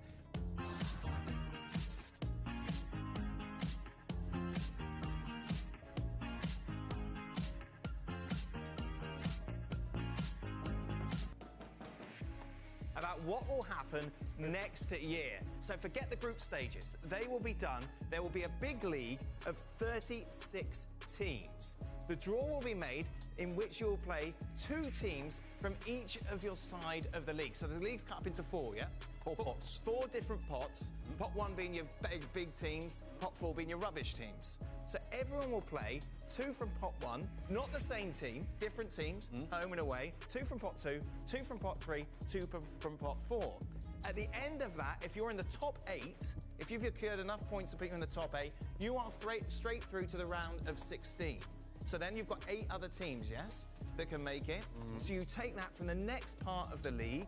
They play each other home and away, as we see now in the knockout stages, and they then book a place into the round of 16. If you're below 28, you're done. There's no dropping into the Europa League. You are out of European competition altogether. So 25th or lower, you're done. If you're between 24 and 9th, then you play in this play-in system. Play another playoff, exactly. 2-leg playoff. Yeah. Nedum, did I explain that clearly? Are you with it? Yeah, Dan, you did such a great job. Such a great job. You'll unlikely have to ever describe that again. You did such a good job, Dan. But yeah, No, I well done, can Dan. explain it Well again, done. no problem. I'm all over it. Now we're good. Now we're good. I All watched right. the video, it's all fine. Do you like this, Nadem, this new format? It's different. It is different. I think it'll be interesting to see how we sort of like draw up the table of 36 and sort of have some of those permutations in there, knowing that, well, this team's going to go there, that team's going to go there, and so on and so forth. But I don't mind the idea of it being new. I think football is something which essentially is quite conservative by nature, but some new things make perfect sense, and I'll be very interested to see how this goes and to see the difference in points between the team that finishes 9th and the one that finishes 24th, and whether you feel, you know, by the time it's the knockout rounds, whether those teams should be competing against each other. Well, given the fact the team in 9th might be a point away from 8th, but the one in 24th, you know, they might be a million miles away from it. What they want as well, they want extra games, 2 extra games, more money, of course, and then you're going to get bigger games because you're going to see teams like Real Madrid facing 2 other opponents of that same level. So that's what they want to bring to the table. And also, they want every game to matter, which they feel in this format, this will be more effective, Mario. Yeah, I get that. But one of the key things, what I only have with this, because, you know, like, I knew this was coming because they've been building this for a long time. The thing for me is, I just hope that if you add more teams to it, you're going to get more games. When you add more games, the guys are going to play more games, and then you get fatigue sometimes. I hope that the quality, that's the only thing. To have more games and more entertainment, of course, I'm an entertainer too. I love watching, you know, football. But one thing I don't want to see players being outrun in the sense of like overrun, overplayed and everything, so the quality of the game drops. That's the only thing. But away from that, no. If they can handle more games, and definitely you're going to have some teams. We cannot get away anymore with an okay team. If you have 11 players, you need more than that, because if you want to compete in this, and also at home in your own league, and then having them in the Champions League, because everybody focuses on that, because the budgets are great. I've seen clubs, like when I came to Chelsea, for example, they couldn't even finish the training ground because they missed the Champions League for a couple of seasons. So not because they didn't have the finance, but because clubs are building themselves around it, because they want to activate the finance that they get from the Champions League and put that in work for maximize the potential of growing as a club. So that's the only thing I want, the quality to stay on the field and making sure that we get entertained to the highest level. Do you want me to explain it again, Tuchel? No. Are you on it? You sure? Do you like it? My most immediate concern, and which Mario touched on, is that you're adding games to a calendar that is already packed as is. And also, of course, as I mentioned, the idea is that every game matters, so you can't necessarily rest players for the 5th and 6th round. You know, and that for me is well, my primary concern around how packed the calendar already is, and all kinds of suggestions about adding more international games and of all description. So that for me, I'm not awfully thrilled about. Other than that, I'll have to wait to see how the competition kind of pans out. And while listen, I understand, yes, top teams will be playing each other, or there's a possibility of them playing each other earlier in the competition. I need to see how that kind of works out later on in the Champions League in terms of the excitement and in terms of what's to come. My only other concern is, in listening to UEFA's announcement, quite clearly they had the Super League in their sights. Straight away they talk about, well, this is an open league that you qualify for from sport. That is a direct attack at the European Super League. Now, my concern is, do you craft this competition just because of the Super League? Not because you think it's better, not because you think it's going to improve on the current format, but because the Super League was such a threat a couple of years ago that you feel that you had to do something. I will never buy into let's just do something because. I don't worry about the Champions League. That will be a great tournament. I'm sure it will be. But I worry for domestic football. You know, when you're talking about resting players, and Mario was talking about players being overplayed, where do you stop them playing? Where do you play your second string sides? You're going to in England, you're going to stop him playing in the FA Cup, which has had a bit of a resurgence this year. You're going to stop him playing in the Carabao Cup. You know, all those sort of things. And in the league games where you think you can go and win, you won't play your full teams. And that's a worry for the domestic game all around Europe, I would say. I don't like it. What's the point? Yep. Changing it. There we are. Play it again to me, yeah? Well, I don't want to now. In protest against it, you've got your one explanation, and that is it. Meanwhile, there is Champions League action coming up in a big game, of course, at the Allianz Arena. Bayern taking on Lazio, 1-0 down going into this tie.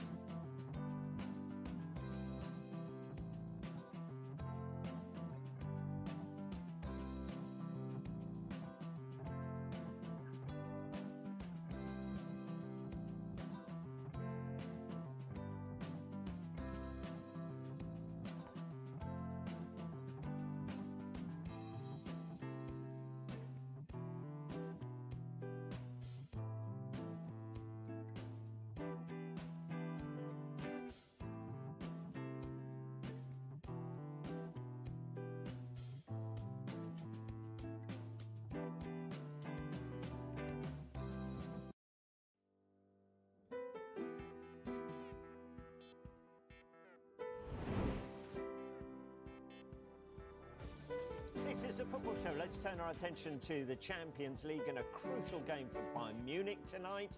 They take on Lazio, but they're a goal down in the tie. Now, Joe and Sam are here. Gail is here as well. Now, they're 10 points behind Bayer Leverkusen in the title race. Gail, how bad has this recent run of form been? Yeah, it really doesn't make very good viewing. Let's have a look at that run of form. And as you mentioned, the Leverkusen leading the league by 10 points. That was probably the key moment, I think, for most Bayern Munich fans when they began to feel that maybe a 12th consecutive Bundesliga title was not perhaps on the cards. They'd lost against Werder Bremen, but it was that big loss against Leverkusen that really cast a bit of a shadow on the end of the season. Lazio didn't have a shot on target during that game, off the back of a pretty poor showing the game before. And then it was the loss against Bochum that brought Thomas Tuchel's future into sharp focus, announced after that game that he would be leaving the club at the end of the season. And then after that, there's the win against Leipzig. But Freiburg, I think that result kind of pretty much sums up where Bayern Munich maybe are right now. Yeah, we already know, as Gail was saying, after that Bochum result, that Thomas Tuchel would be leaving the club at the end of the season, it was said then. But is there a sense out in Germany that could happen earlier than planned? With these sorts of situations, you always have to weigh up the cost and the upside, right? So they've got Champions League tie tonight. They need to go ahead and turn that round against Lazio. And if they get through, you can sit there and say to Yeah, I was going through the names of the Lazio players to try and work out who had actually got experience of the knockout phase, who had been to the quarterfinals of this competition. Yeah. And they have Pedro on the bench, of course, who has been there and done it with Barcelona on 3 separate occasions. He's lifted the trophy. So he's the one. And then he doesn't start. He doesn't start. No, he is on the bench. So nobody in the Lazio starting 11, as far as my research goes, has reached the quarterfinals of the Champions League before. So it's career defining in many ways for the entire team. And I suppose that speaks to the magnitude of tonight to the football club in the context of its recent history and overall history, Chris. Yeah, I mean, they haven't been to the last 16 very often at all. It's almost surprising. You think of the big clubs in Italian football, and after the Milan teams and Juventus, I would suggest many people would probably put Lazio in that bracket with Napoli and Roma, but they haven't had great success in this competition yet. Maybe 2024 will be their time, and it's the year 2000 is their only one run to the quarterfinals when they had. That was a good team, wasn't it? Oh, it was like the who's who of the best footballers in the world at the It's time. a bit of a legendary Lazio team. They won the Cup Winners' Cup in 1999 under Sven-Göran Eriksson, and then they won the league in 2000 and reached the quarterfinals of this competition in that same year as well.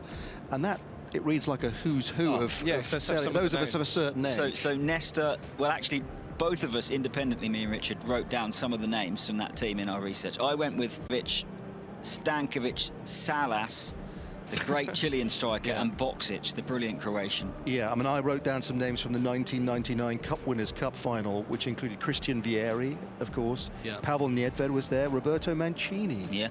I mean, these are Lazio greats. That is a legendary Lazio side a generation ago now. For these players to be able to achieve something comparable, I mean, that really is a significant page in club history. And Immobile has legend status now, Chris. He gets the nod tonight, having been on the bench at the weekend against Milan. Yeah, and I mean, they finished that game with eight men. It was a remarkable night, and got a bit hectic. It did. It rather did, yes. Yeah. As it can in that atmosphere in the Olimpico, which they used so brilliantly to their advantage against Bayern in the first leg. I think when we speak to Dan Roebuck in San Sebastian, it may be similar that Champions League nights come along and you almost don't look at how they are playing domestically, actually, because as we're talking about, this is such a huge night. Ciro Immobile, more than 200 goals for the football club now. If he gets a chance, it was in the penalty spot in the first leg. If it's in open play, we've seen it this season in the group stage. More often than not, he will take it, and he isn't a centre forward who seems frustrated if he doesn't get many touches. He'll back himself that if that ball is in and around the penalty area, he'll be in the right place at the right time. And if he scores again, and if Lazio score first, boy, that's a big task for Bayern. Yeah, one of those nights where you're relieved if you're Bayern that there are no away goals, because then it would get incredibly serious, but we're not in that era anymore. Immobile's penalty, by the way, in the first leg was his first goal in the knockout stages of the Champions League, and you consider what he's done domestically. He's the joint record holder in terms of goals in a single Serie A season, and he's scored 20 plus repeatedly over the last 6 or 7 years for Lazio.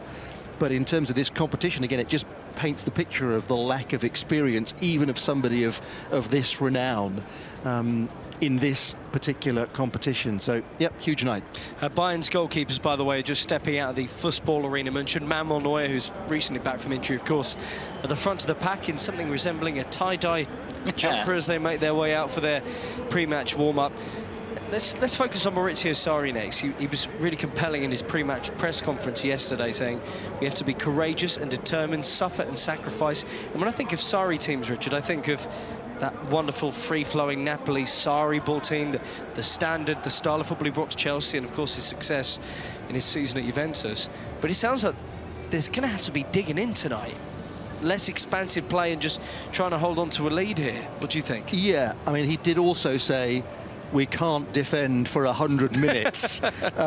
You know, we're going to have the courage to go and hurt them at some point. I think it does speak to a very similar game plan to the first leg, doesn't it? I mean, that when they do get moments, Bayern, you know, if they are sloppy in possession, and they're going to have to be at 100% as well, if they do turn the ball over, if Lazio spot a moment to turn it over themselves, then they're going to have to go effectively. Yeah, and they won't play like Maurizio Sarri's Napoli team did, but I think he maybe has learned over the years. Of course, he has won a European trophy, winning the Europa League when he was at Chelsea. He knows how to steer teams successfully through knockout stages of cup competitions. And why would you change it after the first leg? I mean, okay, you're the away team, but they almost played a bit like the away team at home, if you know what I mean. So having done a number really on Bayern in Rome, more of the same, I'm sure, will be the case. And as I've mentioned, they have the players, not just Immobile, but Felipe Anderson is more than capable of, you know, in a very tight game, doing something on the counter-attack. Doing something on the counter-attack, and if they score tonight, almost at any stage of the game, I think right now that they would then back themselves to have a very good chance of making it through to the last 8. You likely heard that warm reception for the Lazio players as they made their way out of the tunnel in Munich, all clad in bright blue tracksuit tops, and we can see Ciro Immobile going through a passing drill out on the perfect pitch at the home of Bayern right now. Kick-off in just over 35 minutes time tonight on Matchday Live. We've got full match commentary, of course. We'll have more build-up to this match with a focus on Bayern between now and kick-off on Matchday Live.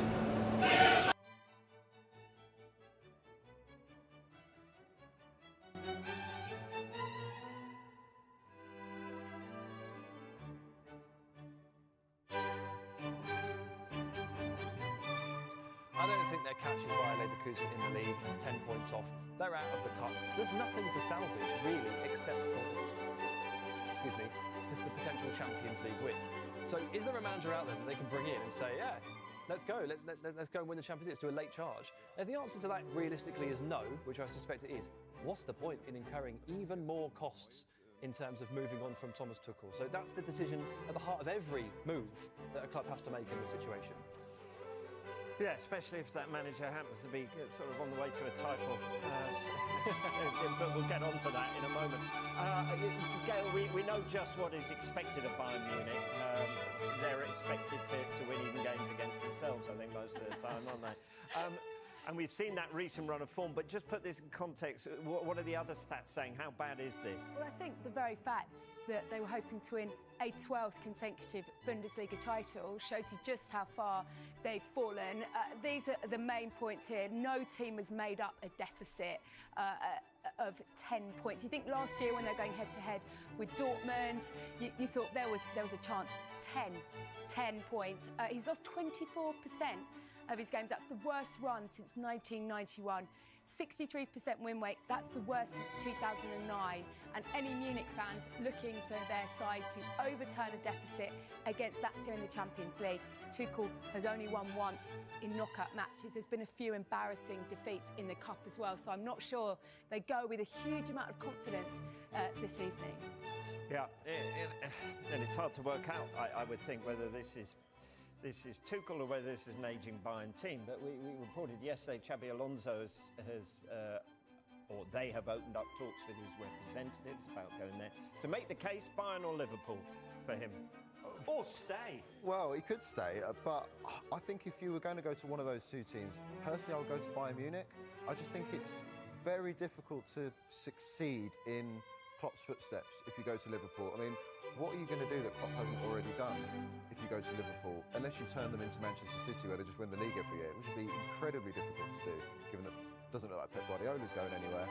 Whereas if you go to Bayern Munich, he's actually got more relevant experience of being at Bayern. He was at Bayern far more recently than he was at Liverpool. He's obviously got very relevant experience of being in the Bundesliga, because he's top of the Bundesliga, and he'd be coming from a much lower base. Bayern kind of need rebuilding. They're really struggling. The squad needs overhauling. If he's given the power to do that, that's an incredibly attractive proposition. Yeah, I want to disagree, but I can't really. I would just add that getting super club experience is really important for any manager walking into one of these situations. And Xabi Alonso so far does not have that. If you can find that experience at a club that is at a low ebb, like Bayern Munich, who really can only go upwards from this season onwards, I think you should take that, because he's got that experience in the Bundesliga, he's familiar, his reputation there is sky high, and he gets to walk in and probably just restore Bayern to the top of the table, let's be clear.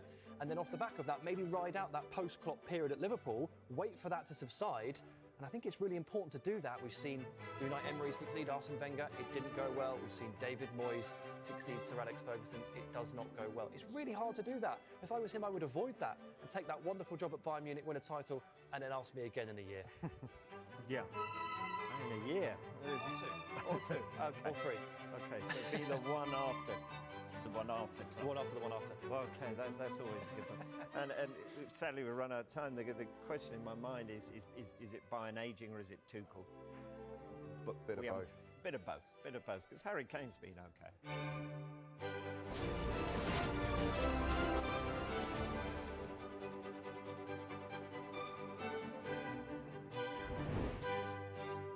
Okay, gentlemen, can you ever remember a more one-sided...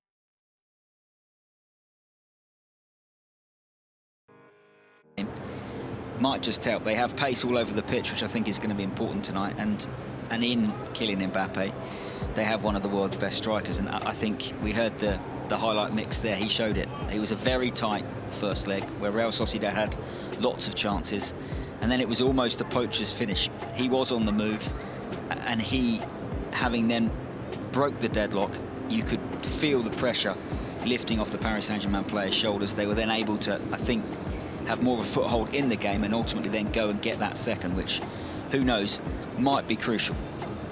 31 goals and 7 assists so far this season for Kylian MBAPPE. And if they are to go all the way, despite the changes this season, Dan, they need him to be at a top level, don't they? Look, his goal-scoring record is just unbelievable, of course, not just domestically, but in the UEFA Champions League as well. 44 in 68 in this great competition. Hasn't scored in any of his last 4 UEFA Champions League games away from home, but he has netted on each of his last 3 visits to Spain in the UEFA Champions League. So you can massage these statistics either way, but one thing is for sure. We know that when Kylian MBAPPE is firing and leading the line as well as he can do, he's almost unstoppable. L'Oreal are going to have their work cut out here. Defensively, they were brilliant in the group stages, and of course they went toe-to-toe with a very, very good Interside, who many are suggesting are, you know, significant players for the UEFA Champions League title this season, having gone so close last year.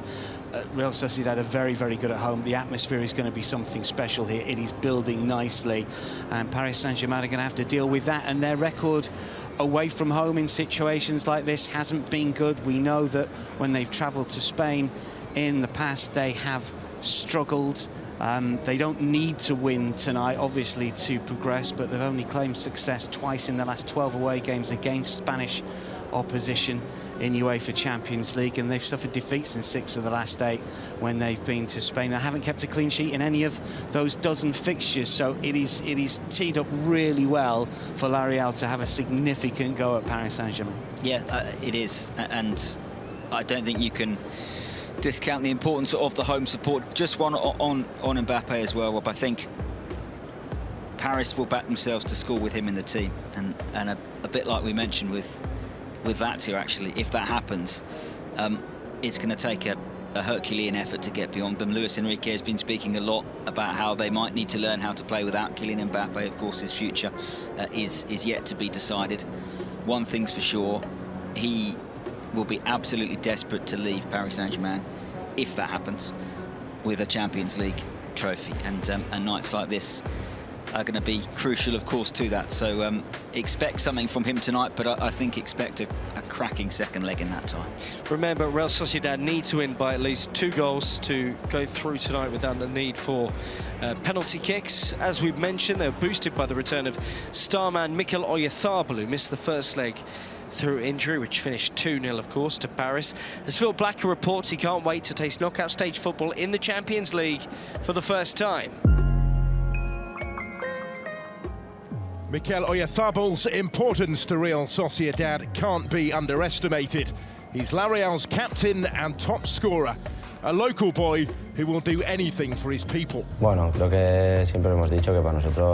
have always expressed how proud we are of defending the club we all love.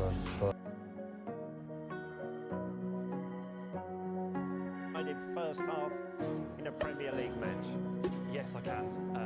But let's start with Arsenal first, because not only is this 5 or 6 goals, it's from the first whistle, isn't it? Like, it's just relentless. It's the belief coursing through Arsenal. You see Bukayo Saka steaming down that right side, and within a minute and a half, they've hit the bar, and Jack Robinson has had to clear one off the line. Then there's another chance, and then there's the goal. 5 minutes have gone by, and you know the writing's on the wall here. It just carried on, 2 in quick succession. The 4th goal for Havertz, I think it's Ahmed Hodzic, is just throwing Martinelli to the floor. Trying to stop him from dribbling past him, doesn't work, pokes it through to Havertz, it's a nice finish. The own goal, the resigned look on the faces, the no-look assist there from Jakub Kiwior after 15 minutes. I think we knew the night was done at that point. But to answer your question, Rob, I do remember a game like this. Chelsea once beat Aston Villa 8-0 in a game where everything went wrong for Villa. Every shot felt like it was going to go in. Every attack felt like a goal, and every bounce went poorly for the team that was defeated. And I got the same vibe from that game right from the off last night. Yeah, 2012. I think Torres scored after 3 minutes on that day. 7 different scorers, I recall. And there was six here, right? Yeah. So there we go. You remember that? The good old days, Rob. Yeah. Seems like a lifetime ago, doesn't it? Let's talk about Bukayo Saka taken off at half-time. Gabriel Martinelli limped off in the second half. Mikel Arteta saying they're not serious. But will that be their biggest concern here? Yeah, I mean, on a night where there were very few concerns, they will be the biggest ones. Saka, I don't know, he's kind of gone under the radar a little bit in the numbers that he's put up. He's got 7 goals and 1 assist in his last 6 Premier League games. And I think maybe it's just because he's so consistent and he plays every game, you kind of just forget how good he is. Yeah. And with the games they've got coming up, obviously the second leg against Porto, where they need to overturn that defeat in the first leg, obviously City coming up in a few weeks as well. They really need Saka and Martinelli fit for those games. One thing I would say is that, again, a lot's made of they kind of haven't got a winger to step in for Saka, but they do have depth. They've got Smith Rowe, Trossard, Vieira, Nelson. They have got players that can step in. Yeah, they do. Everyone needs a sort of mid-season break, don't they, Gail? And they do too, and it's been a remarkable run for Arsenal since then. You've been looking at some of the stats in more detail. If ever there was an advert for a sunny winter break, then I think Arsenal are the ones to show just how much of a difference it can make. Think back to just before Christmas, defeats against West Ham and Fulham, people questioning what was going on with the strikers. There was a lacking in confidence, and then there was that loss to Liverpool. Off they went to some sunshine, and since they've come back, it is 31 goals scored and conceded. Even more impressive, perhaps, is the 3 goals conceded. The momentum they've had from those sort of 7 wins has been quite remarkable. They just seem to have been filled with confidence. You know, Arteta has spoken a lot about trusting his players when they didn't buy a striker. He said, you know, we've got the belief, and whatever he did in that sunshine break has clearly done wonders, hasn't it? I guess the question is just how far that can take them. And the other question is, you mentioned Martinelli and Saka. When Arsenal was struggling, those were the two players that maybe had dipped off in form, so they really need those two to be fit again quickly and back to where they are. Yeah, but such is the extravagance of those top three at the moment. Is Arsenal going to keep racking up results like this all the way till the end of the season, still not win the league? Look, at Arsenal right now, first half of the season, it was always, they've got the best defence in the league. All the numbers suggest best defence in the league, but what have they got in attack? Right now, in 2024, they're averaging 4.2 goals per game. They've won 5-0 twice and 6-0 twice, and they've beaten Liverpool 3-1 and beaten them quite handsomely. This is pretty scary stuff. If you're combining this level of defensive ethic and aptitude with now just free scoring Arsenal, honestly, a lot of the time with these title races, it's about not slipping up. It's about being that juggernaut, and it's about being a bit of a flat-track bully. Arsenal not only have the best defence in the league now, but they have that flat-track bully tendency in attack. I'm starting to believe they're going to do it. Yeah, I mean, playing devil's advocate slightly, I would say you've got to look at the run of games that they've had over the last few weeks. Liverpool was an incredible performance, one of the standout performances of the season. But they played Crystal Palace when they still had Roy Hodgson in the kind of last few weeks of Hodgson's reign. West Ham, Burnley, Sheffield United and Newcastle, who were terrible in that game at the Emirates. And look, you can only beat what's in front of you, and they beat those teams handsomely. But it's not the hardest standard of opposition, those teams. They also lost to Porto pretty poorly in that run of games. So, as I say, playing devil's advocate, they're in incredible form, but they need to go and do it against Manchester City in a few weeks. Yeah, you carry on being a devil. So, Gail, so the question then, you mentioned the City game there. They've got 11 games left. Talk us through the key moments that they will face. Hard man to please, that Joe, isn't he? I think what you also have to understand is the hurt of last year. This time last year, when many people thought they could push on for the title, and the wheels came off, didn't they? And they're so determined as a group to put that right. Look, we know they've got Brentford at home this weekend, and then it's the Porto game, which they'll desperately be hoping to overturn that deficit. The City game is the one really that stands out above all, doesn't it? Depending, of course, what happens this weekend when City play Liverpool. But they've still got the likes of Villa, Tottenham, Manchester United. That Chelsea game to be rearranged, and at the moment it is Everton on the final game of the season. They'd be the ones that you'd look at, particularly maybe Everton, if it does go to the final day and they're fighting for their lives. It's going to be an interesting few weeks, isn't it? If they can keep that momentum up, who knows? It could be the first time since that Invincibles team for them to win the title. And I wonder as well if having a three-way tie is better for them than the two-way tie that they were finding last year. Haven't had the best results. Going under the radar. And can you put into words what it's like at a home game in the Champions League? Because it feels like the whole town comes together, and we just heard from Mikel Oyarzabal there about how important that home support is for Real Sociedad. No, it's just incredible. Like I said before, in this region, in this city, all the small towns around the city, everyone supports Real Sociedad.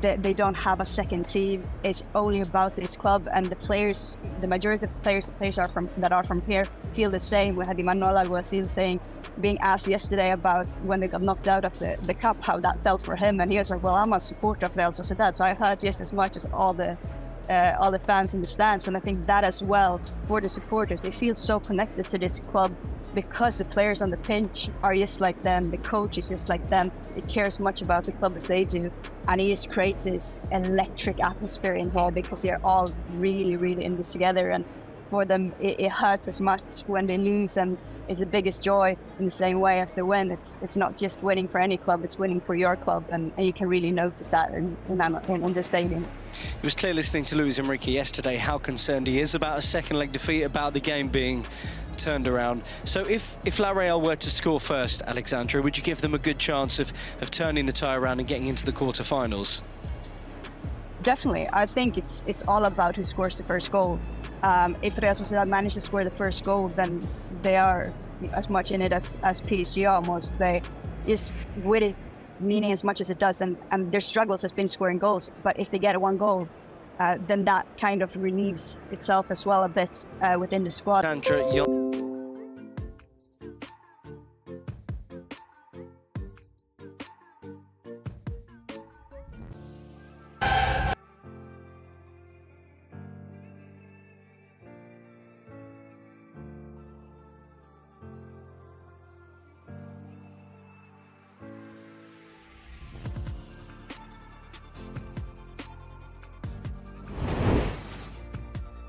Look, just remind us why we're actually changing a system that potentially works already.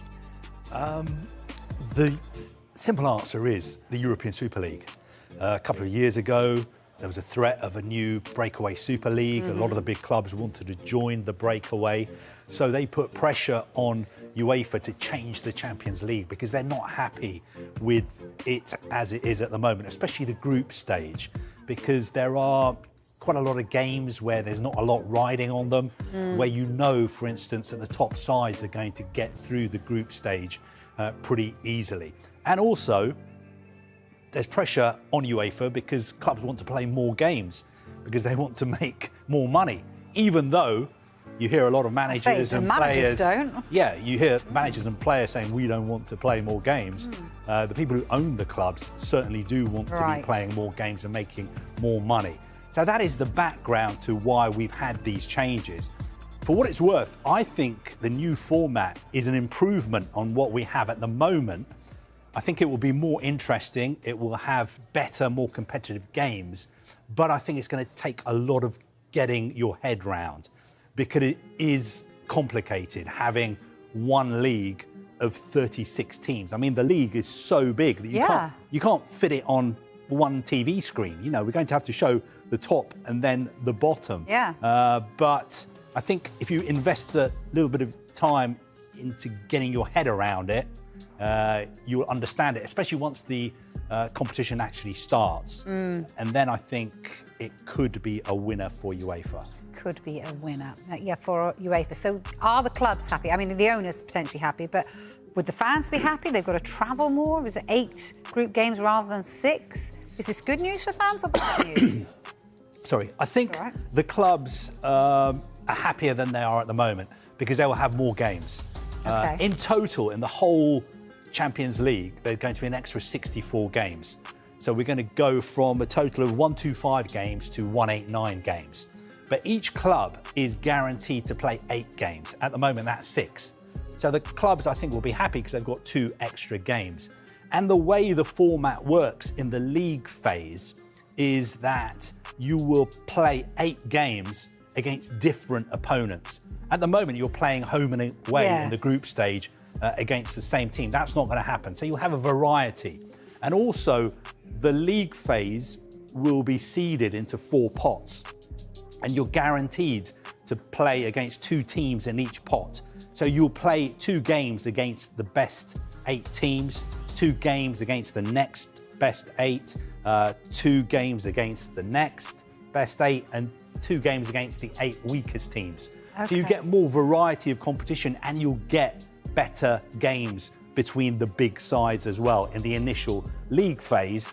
And then finally, once the league phase is done, you get the excitement of the knockout phase, which we're used to, which is going to stay the same, home and away, and then a 1-game final. Does that mean that this is all going to start in April? When do we start? You know, no, it starts in September. No, I mean, I was being a bit facetious there, but in terms of, you know, it's all the same sort of starting time in terms of Champions League, then it's not going to have to come forward even earlier. No, I think it starts in September. I mean, there are more games overall, but they're squeezed. Yeah, they're squeezed in, and clubs are playing 2 extra games. I think there was originally a plan for clubs to play 10 games, but people at UEFA thought that was too much, that was excessive, so they've cut it back to 8 games. How important is this for UEFA, for this to work, this new system? I think it is really important. I would go so far as to say I think this could be the last throw of the dice for UEFA when it comes to the format of the Champions League. Because don't forget that in the background, we still have the European Super League, the company behind that A22. They're not going away. They were all in London last week at the Financial Times Football Business Summit. They are steaming right ahead with their plans to set up a rival Super League. So there is a lot riding on this. This has to work for UEFA because we're seeing a lot of new owners coming into European football, and these owners want to be playing bigger games against the bigger clubs. They want growth, they want to make more money, they want football to develop. And if they don't get that from UEFA, I think they will look elsewhere, and that could be to the people behind the so-called Super League. Just finally, and very briefly though, I can hear alarm bells ringing. I can hear, I mean, I know Jurgen Klopp won't be at Liverpool next year, but I mean, he's certainly a manager that's always talking about player fatigue and, you know, kind of no more games. You know, and even speaking to people like David Moyes, you know, pre-season friendlies, that's an add-on. So this is just another couple of games. And also at the end of the next season, there's also the Club World Cup, the FIFA Club World Cup in the summer as well. I think when it comes to managers, they need to be having these conversations with the people who own their clubs. You know, it's all well and good having these conversations with, you know, the Premier League or UEFA or FIFA. Yes, have those conversations, but the bottom line is the pressure to have more games is coming from the people who own the clubs because they want to make more money. A lot of them are losing money and they want to stop losing money and maybe break even and maybe make a little bit of a profit. But it is the people who own the clubs who are behind this push to expand the game and play more games and make more money. And you've seen it, whenever they have time off, what do? They go on pre-season tours to make money. The final point I would make, actually, I forgot, is obviously this new Champions League is expanding from 32 teams to 36. There's an extra 4 places. Okay. And that could mean that 5th place in the Premier League this season will get you in the Champions League. That all depends on how well English clubs perform in Europe this season. So if you're in the top 2 places in the UEFA coefficient, you get an extra place. At the moment, English clubs are 3rd. So at the moment, the extra place would go to Italy and Germany. So it all depends on how well English clubs do in the rest of the European season. You know, Liverpool, West Ham, Brighton, Manchester City, Aston Villa, Arsenal. If they do really, really well, that will get England's coefficient up. And that could mean that 5th place will get you a place in the Champions League next season. So in a funny kind of way, if Arsenal, for instance, do really, really well, maybe even win the Champions League, that could be doing Spurs a favour because it might get them into the Champions League via 5th place.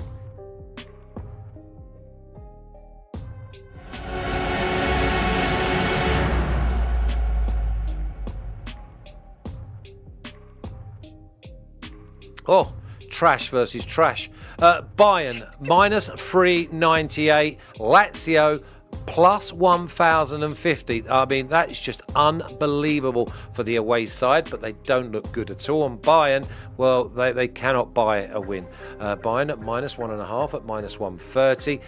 Lazio plus 1.5 might be a runner at plus 110. The under-over is set at 3, and I'm not thinking I see 4 goals here. The draw's at plus 500, and at the bottom, there it is. There's the graphic. First leg is Lazio leading 1-0. Mina, Bayern, Lazio. How ugly a game do you want? I know, how ugly a game indeed. I don't know which way to go with this, to be honest with you, because I mean we're looking at two teams that are really down in the dumps at the moment. I mean, Bayern obviously got a 2-2 draw against Freiburg. This just means that it's just another non-win for them, which the only one we've seen so far is that late strike from Harry Kane to give them that win over RB Leipzig. So 1 out of their last 5, which is really not good enough. If you look at Lazio, that's they've fallen now in 3 of their last 4 in all competitions. And yet, You see, I look at Lazio and I don't think of them as being a bad team. When they really try, I find them to be a really great team. But the problem that they have is that they don't have the squad depth to play in all these different competitions. And I think that Maurizio Sarri has explained that time and time again. We see that when their mind's on it and their concentration levels are high, they can pull out some really interesting performances and some very good results, like the first leg against Bayern Munich, especially a very depressed Bayern Munich at the moment, with Thomas Tuchel, who went from looking really tense on the bench to now smiling. He looks like he just didn't care at all against Freiburg, which makes me think that is this situation now becoming untenable, because it looks like we're going to see what the result is against Lazio, and there's a possibility that he might now be sacked straight away. So that's going to look very interesting, because like I said, there doesn't look like there's any more tension there. He doesn't even look nervous anymore to be drawing games like the one against Freiburg. For Lazio, they played against Milan on Friday night, which is the most ridiculous match you would have ever watched in Europe. 3 red cards. The first one, completely understand, 57th minute, Lazio go down to 10 men. Paradoxically, they started to play their best football. I mean, honestly, I think Lazio were really good throughout. I'm sure that you might disagree on some points, but I certainly think that I thought they were very good throughout the game. Got even better when they were down to 10 men, had so many opportunities to open the scoring, but they were down to 10 men, so they didn't always have the runners available to them. But then, of course, at the very end, they lost two men to ridiculous red cards, which should never have been given, and they were just so angry at that. So this game comes at a time where I don't know if there's going to be a reaction there where they're going to try to show something. The only upsetting thing about this is that they don't have a midfield dynamo in Nicolo Rovella, who's been so good for them. As for Bayern Munich, I mean, they have to win this. They are at home. We know that they have the talent on the pitch, even though they've got so many players not available to them. So I'm obviously Dayo Upamecano is not going to be available to them. So I think this could be a 1-1. Yeah. I know that sounds crazy because it's Bayern Munich against Lazio, but I'm not so sure.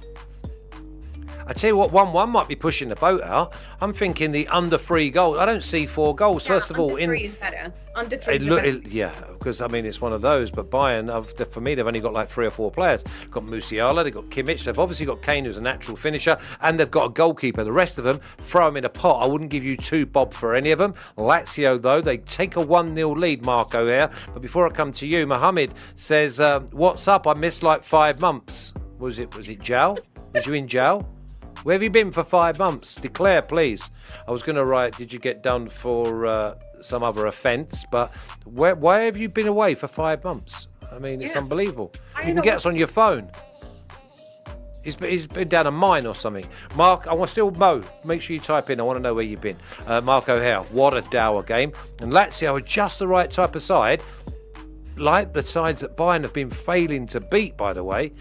Lazio at plus 1,050. Somebody might just throw a tenner on that. Yeah, it's a bit disrespectful to Lazio to be at that price.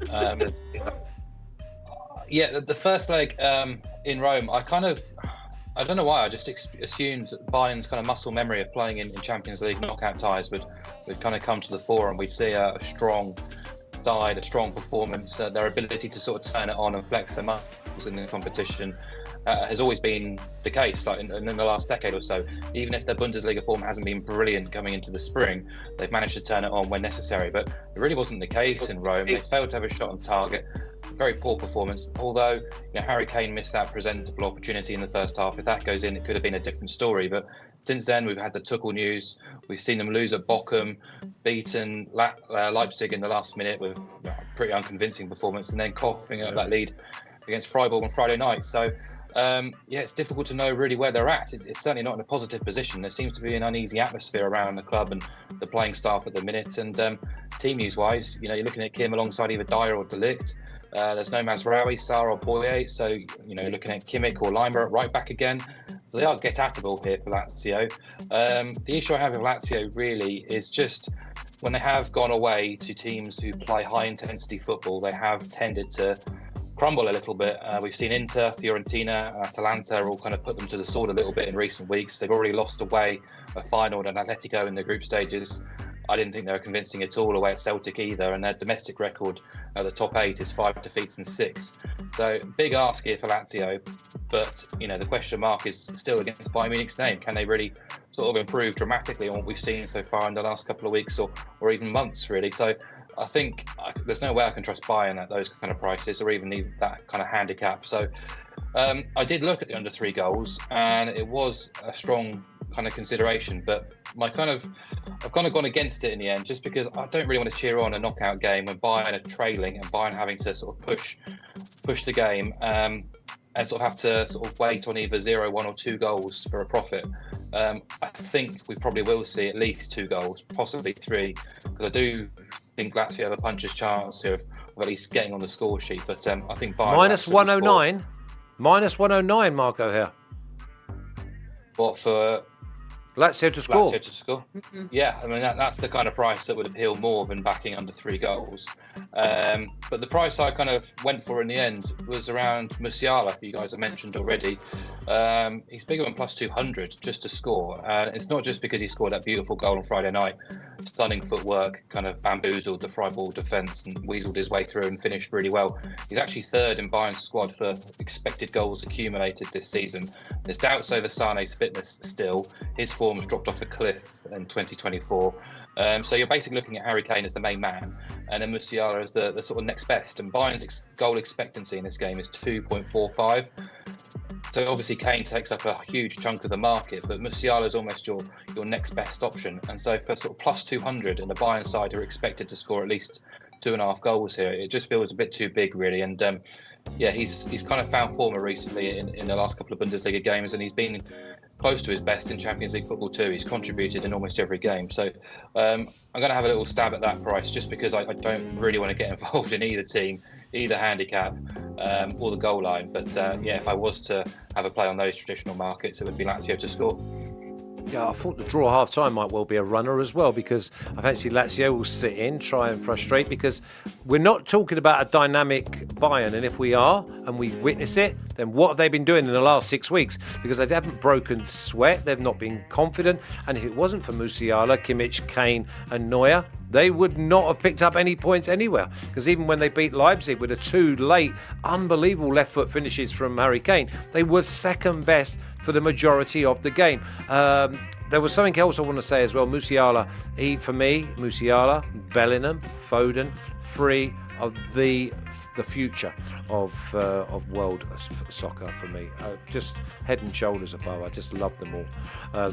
Mina, have you got one you'd like to throw in with them 3, or are we happy with them 3? Warren's Zaire-Emery for PSG. What sort of knowledge is that? Okay, let's have a little look at the official picks, please. Under 3 at minus 110 for myself and the Queen of Serie A. When we get locked in, we don't win. Musiala, anytime goal scorer at plus 200. That's a minimum of plus 200 as well. I think the under 3, I don't think we see 4 goals, because if Bayern get the 2 goals and they get themselves in the game, then I fancy they will try, and they've just not been good enough. I just cannot see that. But the draw is a big runner at plus 500 as well.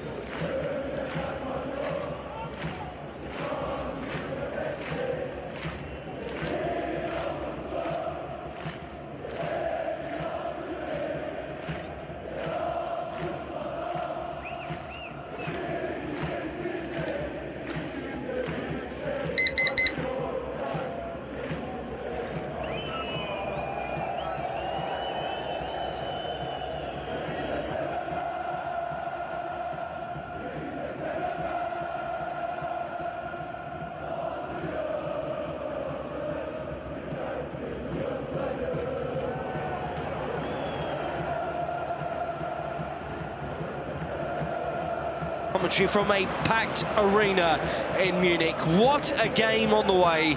Bayern trailing Lazio by 1-0 on aggregate. And your commentary team is Chris Parrott and Richard Connolly. Rob, thank you, and good evening, one and all, wherever you are listening around the world. The last time Wembley hosted the UEFA Champions League final back in 2013, then it was Bayern Munich who lifted the trophy. Long way to go if they're to get back to the famous stadium in London, and this is a hurdle that they will have to overcome. Lazio maybe have less grand dreams. Winning tonight, getting through tonight, would stand as one of their greatest achievements ever in this competition. It's Lazio who get us underway, all in navy blue, as they play from left to right towards the great sweeping bank of Bayern fans. 10, 20, 30 giant flags being waved above the heads in that part of the football arena, München. Bayern home strip, mostly white shirts, red numbers, red sleeves, red shorts with white trim, red socks, and they will attack the goal to our left-hand side. Bayern have the ball at the back under no particular pressure, so I'll tell you it's Manuel Neuer in goal for Bayern. A back four of Kimmich, De Ligt, Dyer and Rafa Guerreiro, Pavlovic and Goretzka in front of them, Sane, Müller, Musiala and KANE, the front four. And it's Bayern who are inside Lazio territory now for the first time, and it won't be the last. Musiala in the right wing position, cute little pullback. Kimmich is joining in, stands up the cross. Müller flicks it onto the edge of the box where Rafa Guerreiro tries to collect. Guendouzi got a good foot in for Lazio, and here's the pattern of this match already established, with Felipe Anderson sprinting down the right wing. The pass through first time towards Immobile, and Dyer is there on the cover to roll it back to Manuel Neuer. So the Lazio team quickly before Chris comes in. Provedel in goal, Marusic, Hila, Romagnoli and Pellegrini the back four, Guendouzi, Vecino and Luis Alberto midfielders. Wide of Immobile, Felipe Anderson and Mattia Zaccagni. What about the patterns that we are expecting tonight, Chris Parrott? It took about 10 seconds for them to develop in the way that we thought, very similar to the first leg. You saw there how good Lazio can be on the counter-attack. It didn't quite work, but they probably 80% of the way there to creating a chance, actually, between Felipe Anderson and Ciro Immobile. Bayern are going to have lots of free ball in and around halfway. It's whether they have the quality and whether Lazio have the concentration to keep them out. And Richie, sorry, is already being told to get back in his technical area by the fourth official. He'll kick every ball tonight, but he knows his team are going to have to be right on top of their game to keep Bayern out for 90 minutes or maybe more. Bayern have the ball over on the far side, their right, as they attack the goal to our left-hand side, inside the Lazio half. Now back to Eric Dyer, who's in the centre circle. A little pass to his right, and Matthijs de Ligt. Then Goretzka, who, for the build-up here, is slotted in alongside those two central defenders. Kimmich advancing down the right-hand side, trying to provide an extra man. Here's Goretzka on the halfway line again. A touch for Pavlovic, who's knocked off balance by Guendouzi and nearly loses the ball. But Bayern collect it back with the tall figure of Goretzka. And it doesn't look like they've got a back four in possession at all, Chris. No, it's a back three with Kimmich and Guerreiro as almost like wingers, actually, and here is one of them. Kimmich. Sane had made an excellent decoy run in the centre. The cross comes in towards Müller. It's collected by Sane over on the far side. Back to Pavlovic on the edge. Now Goretzka on his right foot, right side of the penalty area. Pavlovic a square ball to Musiala. 25 metres from goal. Comes to the left-hand side. Lots of space here for Guerreiro. Ball in towards KANE, but met by the Lazio back line, and out comes Felipe Anderson, dribbling skill, makes 20 metres with the ball, wins the throw-in. Valuable work for his team. Yeah, and because Kimmich and Guerreiro are so far forward, if Bayern lose it, as they have on a couple of occasions, there's no way that those wing-backs can get back. So that is where Lazio are going to try and hurt them tonight. And just a couple of minutes ago, they did almost lose it in a central position, and it would have been, I counted, it would have been a 4-on-3 situation in Lazio's favour. So already it's pretty fascinating out there. It's a game of high stakes, we know, and certainly Bayern are going to push everything at Lazio, but they will have opportunities if they can win this ball. Bayern 0, Lazio 0, 4.5 minutes on the watch. Remember, Lazio have the 1-goal advantage from the first leg in Rome. Here is Immobile finding Guendouzi inside the Bayern half. Lazio in the navy blue with the white numbers. Felipe Anderson setting off, long sleeves, black gloves, dribbling towards the right corner of the penalty area. Puts a foot on the ball, lays it back. Guendouzi takes it, moving forward, drives it, pulls it wide of goal. First effort of the night, pulled wide by the flowing locks of Matteo Guendouzi, and it remains 0-0 on the evening, Rob. Thank you, Richard. Let's go to San Sebastian where they're 4 minutes in, Dan.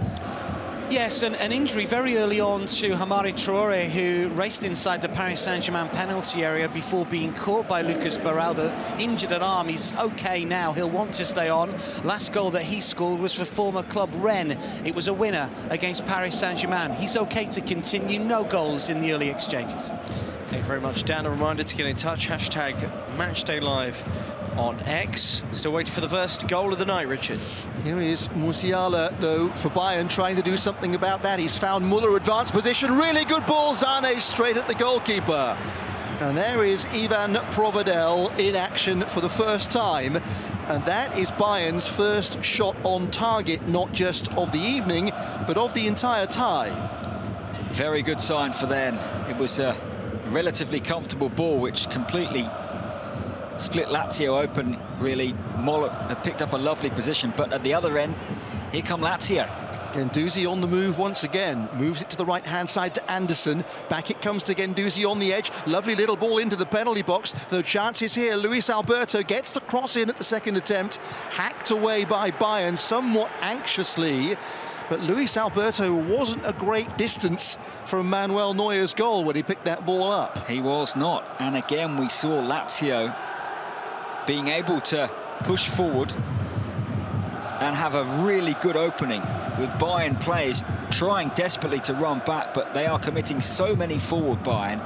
There is room. Guendouzi has started really well, turned well there and tried to find Immobile. He wasn't quite on his toes in the penalty box, didn't make the move to the near post, and so Bayern were able to get there first. Now they clear, and there is space here for Leroy Sané over on the far side. Sané picking up speed. He's got Muller in the box. Sané's going himself, sets up Musiala, and a desperate block.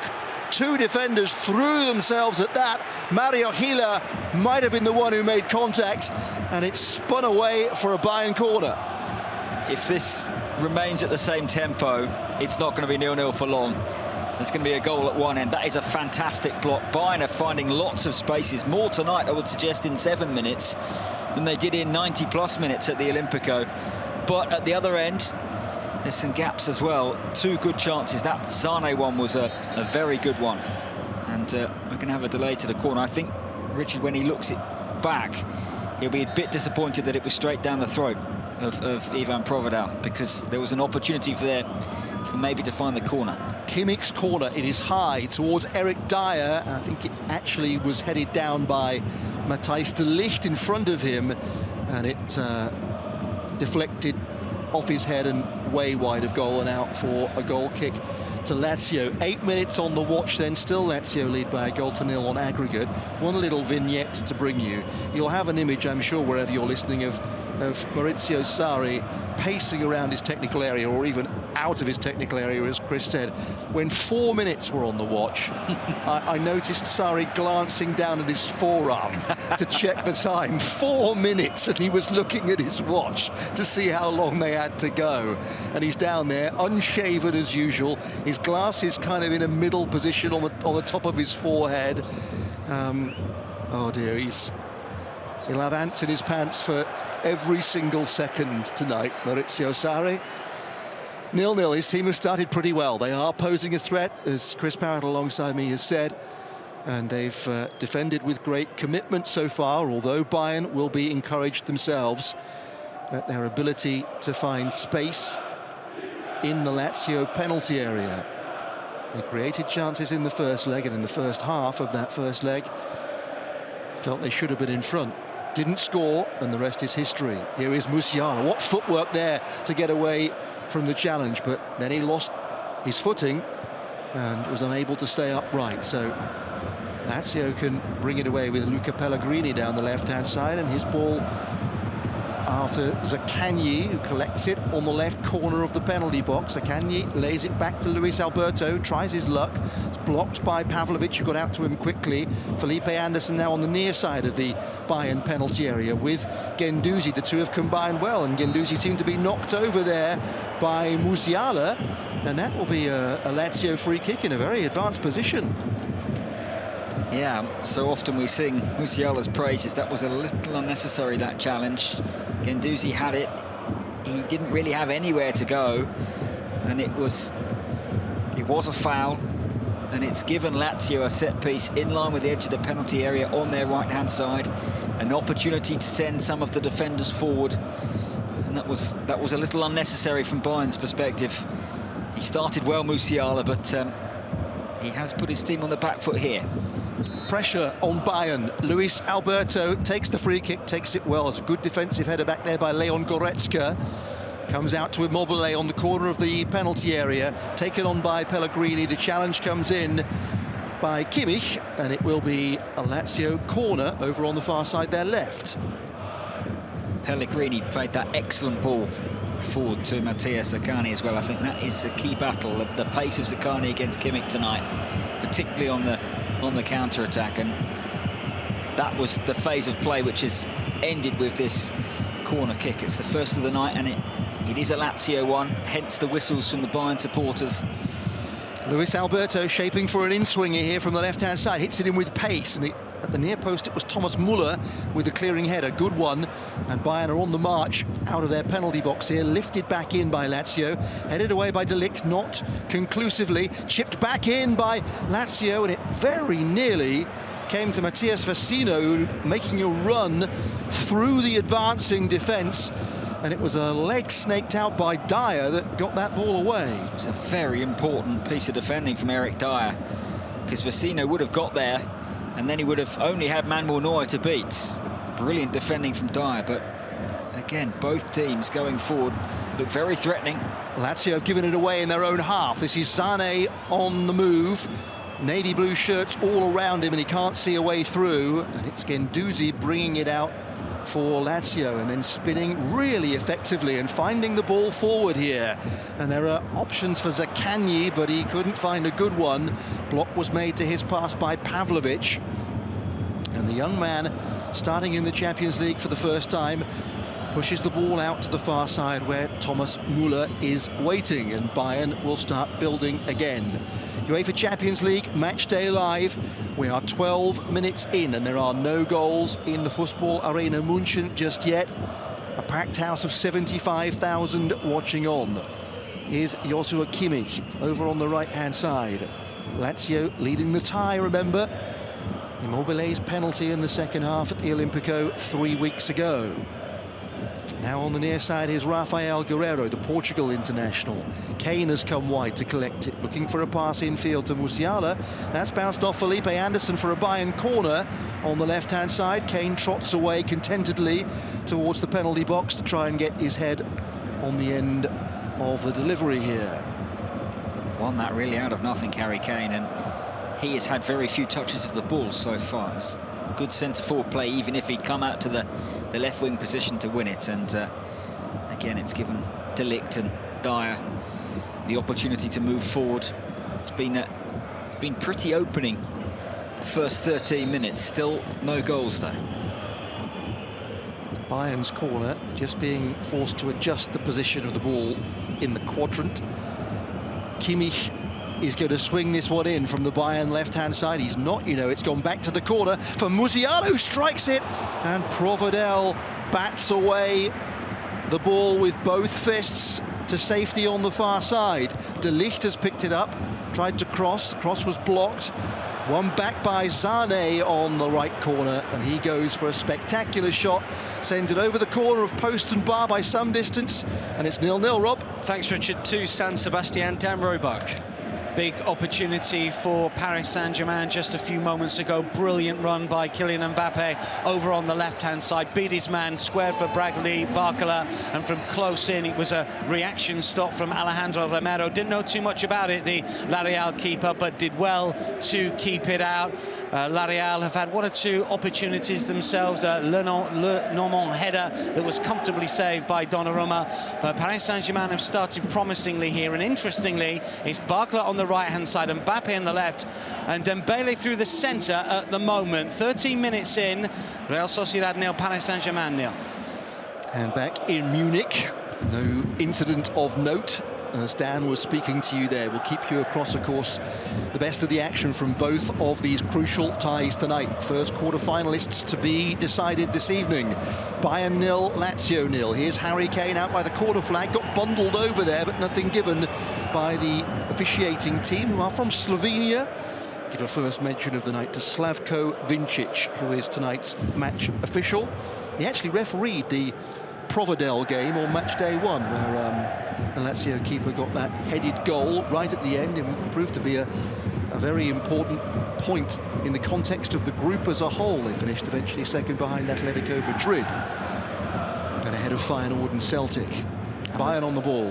We might see him forward tonight at some stage if... Well, who knows? It's always possible. Here's Rafael Guerreiro. Little ball infield to Musiala. Back to Rafa Guerreiro. Drilled in and calmly defended by Mario Gila at the back for Lazio, because that was played in hard and low by Rafael Guerreiro, and it was controlled pretty nonchalantly by the Lazio centre-back.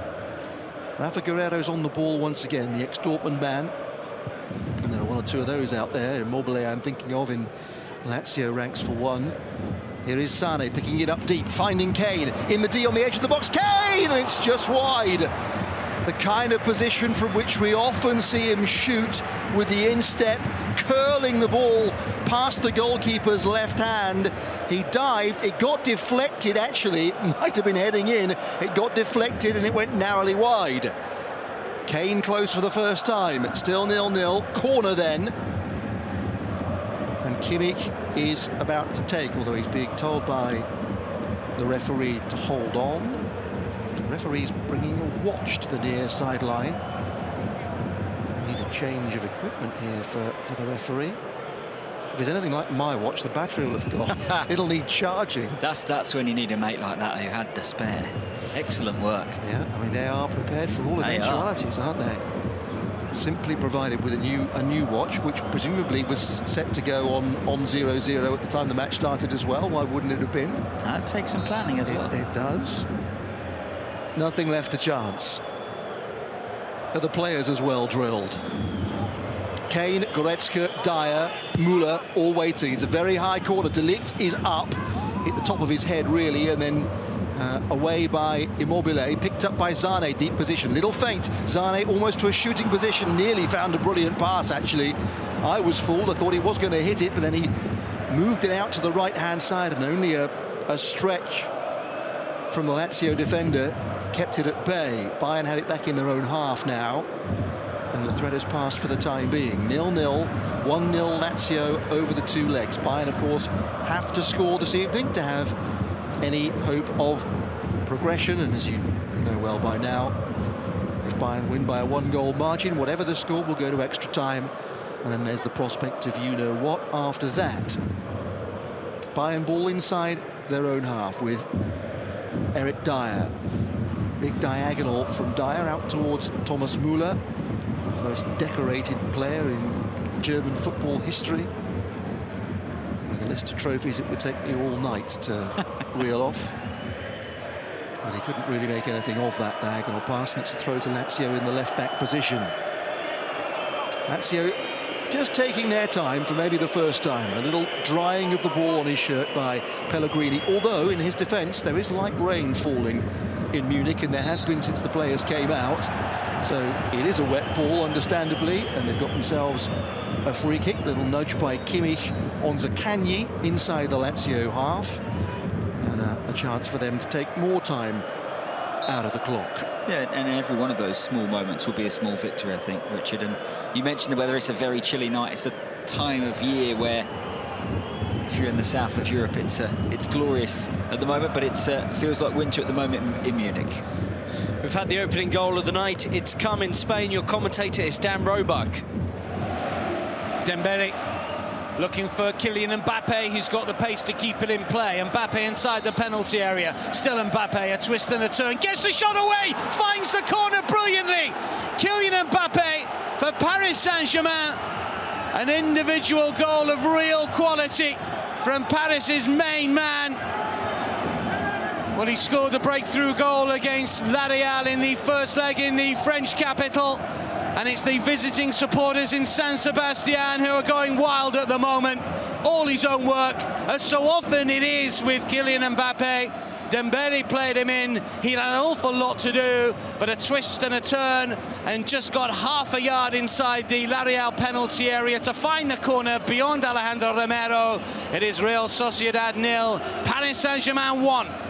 And that's 3-0 on aggregate. We've not had a goal here in Munich yet tonight, so Lazio still lead over the two legs by a goal to nil. Bayern were just countering there as we were hearing Dan's commentary, but didn't get anywhere. Lazio have got the free kick as they tried to bring the ball away. But Bayern, Chris, with an excellent home record in Europe, as we know, unbeaten in their last 13 European home games since the 3-2 defeat to Paris Saint-Germain here in the quarter-final first leg in 2011, when Kylian Mbappe, our man there, was on target twice. He's doing something to Real Sociedad that he's done to many a team, most of them. Lazio ball inside their own half, 0-0 on the night, and after 20 minutes that'll suit them just fine. They have got through the early stages. The crowd isn't exactly quiet, but the first part of the job by Maurizio Sarri's team has been done. Lazio ball on the far side with Zaccagni. Back it goes to the halfway line, where Romagnoli will go all the way back to Provedel. I think they've had to show all the qualities that Maurizio Sarri mentioned after the first leg and ahead of the second leg. He used, you know, those words we hear a lot now: suffer. We're going to have to suffer. We're going to have courage in our defending, and we've seen them put their bodies on the line. We've seen Ivan Provedel make a couple of saves. The one from Jamal Musiala may be the hardest. That very firmly struck shot from the edge of the box after the short corner, but there hasn't been a golden chance yet for Bayern, and I think Lazio will be pretty content with the way that the second leg has panned out. Chance here for Immobile to try and get Lazio moving forward. Back he goes to Avicino, and then to this near side for the right back, Adam Marusic, the Montenegrin international, lost by Vecino, the Uruguayan, in the midfield against the young man Pavlovic, who's done nothing wrong really in the opening quarter of this match. And it's a Bayern free kick halfway inside their own half. You look at Pavlovic physically, and you would not know his tender age. It must be quite a thing to be playing with one of his idols growing up in Thomas Müller and be on the same pitch and have the trust of your coach that you've been picked on merit to start in such a key role in the base of midfield in, you know, Bayern's biggest game of the season so far. And he's shown all the qualities that we know he has thus far. He has not looked like he's, you know, playing, well, probably the most important match of his life so far. It must be, it must be. Thomas Müller, Bayern debut August 2008. Pavlovic is 19 now, so what are we, 3 years old? Something like that? Maybe a little older, but it's... Muller's been in his presence in his life from as long as he'll be able to remember, and now he's alongside him in the same colours, and not remotely overawed to his credit so far. Here is Pavlovic exchanging passes with Goretzka inside the Lazio half, but Lazio all back behind the ball in formation. Guendouzi pushes forward onto Pavlovic to try and close the angle down, but he finds a good pass, and it's laid back here, and the ball across towards Musiala. It's going to come to Guerrero now, and the block is made, and it's out on this near side for a Bayern ball, but they really opened Lazio up there, and Pavlovic's pass was the first thing that did it. Went out to the far side to Kimmich, then Müller, then ricocheted to Guerrero. He had a presentable chance. Good block, Lazio. 2 blocks, because the first one from Musiala was impressive, and already the defenders are celebrating every tackle and every block. We only had 24 minutes. It's going to have to be that type of night. so far Lazio have managed it, but Bayern have created a lot more already than they did in the entirety of that first leg, and you sense at some stage they'd have to be quite unfortunate if they didn't maybe beat Ivan Provedel in this Lazio defence, because they are moving the ball very quickly, very incisively, and very, very dangerously. Guerrero is heels on the touchline on this near side. Going to try and keep the pitch as big as possible tonight, stretch this Lazio defence as much as they possibly can. Lazio, of course, are condensing themselves into their half of the field, trying to condense the play. Here's Kimmich again over on the far side. Both the fullbacks of Bayern are going to see a lot of the ball this evening, already have done. Kimmich's ball in, and Provedel, big and strong, lifting the gloves above the head of Harry Kane to claim the cross, and it remains 0-0. We're going to get a little look here at the Kane shot on the replay from a short time ago, Chris, when he was trying to side foot the ball into the corner, as we've seen so many times, and the deflection to take it wide was a key one. Yeah, perfect angle we just saw. It was Hiller. Provedel might have got there, but he would have had to make a very good save. It was a vital deflection. Promising Lazio counter here. There are 4 forward, there are 6 back for Bayern. Zaccagni on the far side, Immobile trying to take it and turn away from De Ligt, but ran away from the Italy international and cleared by Bayern up to halfway. Lazio getting the ball and always trying to do something with it, trying to do something positive with it. Bayern have now sunk back into their own half, into a couple of lines themselves, back into their defensive shape. 0-0 on the night. Played 25 minutes now. Here's Immobile, not much in the way of options. Will he go for goal? No, he looks for support, finds it in the shape of Guendouzi. Back to the tall figure of Vecino, his ball in, good shout from Neuer. That meant that Kimmich could leave the ball comfortably, and the Bayern keeper in his lime green, the Bayern captain, was able to claim it without any kind of alarm. I think it's important that they do continue to pose a threat, Lazio. I mean, the lead is so slender, but if they just allow Bayern to keep coming back at them at some stage, you know, stats will tell you that Bayern will score, or certainly have a great opportunity to do that. So they need to keep them honest at the other end. Switching the play well there was Müller. Here is Kimmich chopping the ball back inside, and not to good effect. And he was fouling Zaccagni, fouling rather Luis Alberto. Lazio free kick inside their own penalty area. First 25 minutes, Rob, negotiated by Lazio. They still lead the tie by a 0-0. Yeah, going through as things stand. Let's go to Dan Robert watching matters in Spain. How have Real Sociedad responded, Dan, to that MBAPPE goal? Well, we haven't really seen anything of a response just yet from La Real. It's been a little disappointing. Paris Saint-Germain have been by far the better side. We had a little problem with the net when Kylian Mbappe scored, because the shot was so ferocious. The net was pulled away from the post, and there were some running repairs before we could restart. We thought there might be an issue with VAR. There wasn't. Paris Saint-Germain have been dominant from the get-go here in San Sebastian. They lead 1-0 on the night, 3-0 on aggregate. Thank you very much, Dan. It was a powerful hit from Kylian Mbappe. You don't see the net broken too often. A ferocious strike, but someone from Mbappe. And at the moment, it is Paris Saint-Germain and Lazio progressing tonight. Takes me back to the comic books of my youth, that. Yeah. With the net being taken through off the net. Yeah, off its moorings, yeah. It's also a bit of a cliche when you say that was almost so hard, that shot, that it broke the net. He actually did it. He actually did it. Yeah. Nobody's bust the net in Munich yet. It's Bayern 0, Lazio 0. Lazio ball over on the far side with Mattia Zaccagni and Luis Alberto. Several in the Lazio team have been around the place for a long time. Luis Alberto is one of those, and he's on it now inside the penalty box, but the challenge by Pavlovic was a good one. It was calm, he stayed tall to make it, didn't go to ground, just nicked it off the toes of the Lazio number 10. And Lazio have it on the halfway line now, and will take a little bit of time in possession. We see so often in top-class football these days, Chris, teams rush out and press their opponents, but we're not really seeing any energy being expended by either team in that method of play. No, you're right. It's almost a throwback in that sense, but I think both coaches will be reasonably happy. Tuchel as well? I think so. I think he will believe that the way they're playing tonight, that They've already tested Ivan Provedel on a couple of occasions. There's been some very important last-ditch blocks. That they are far more of an attacking threat than they were in the Olimpico. And from Lazio's point of view, well, they're still ahead in the tie after 30 minutes now. You know, we're not that far till half-time. And they've had a couple of moments on the counter-attack when, you know, Bayern looked a little stretched. So it's a very intriguing tactical battle out there. No need for either team to change yet, I don't think. It's a very good watch, and hopefully wherever you're listening, it's a fun listen on UEFA Champions League Match Day Live, #MatchDayLive, and we can read out your contributions at half-time with Rob Daly and the gang. Bayern 0, Lazio 0. 1-0 Lazio on aggregate. No panic yet from Bayern. All that's missing, they will say, is the finish so far. Pavlovic, lovely straight ball forward, collected by KANE on the half-turn.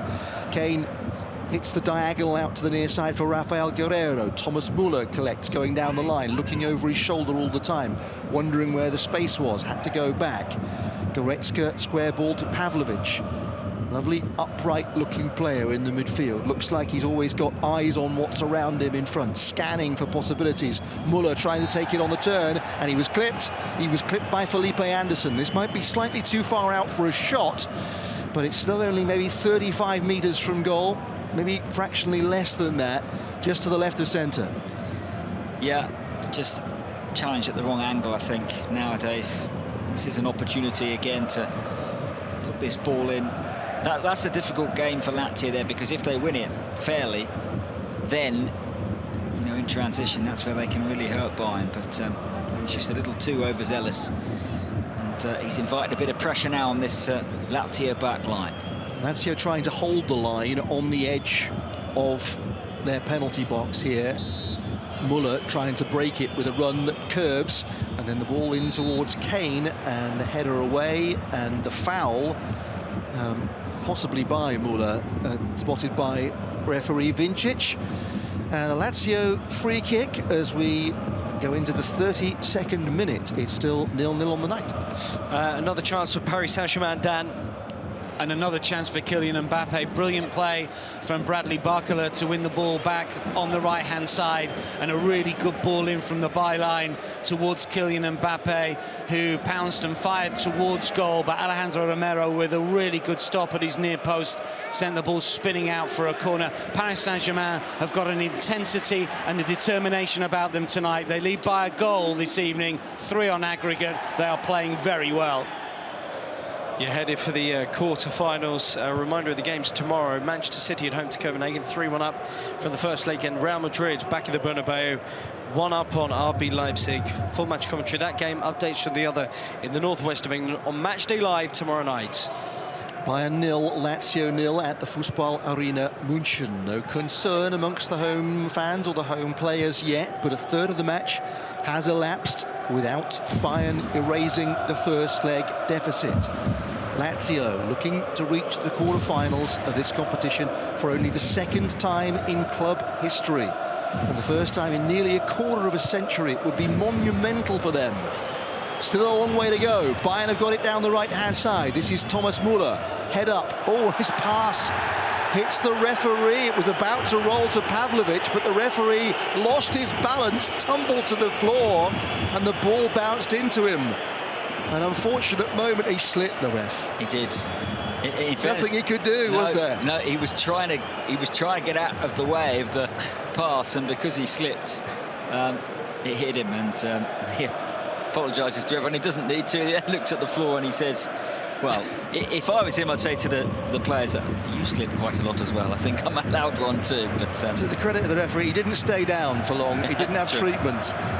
Here's Muller on the edge of the box for Bayern. It might work for them. Rafa Guerreiro drills it in, and it's a flying bit of defending from Marusic to block the cross. Behind it goes.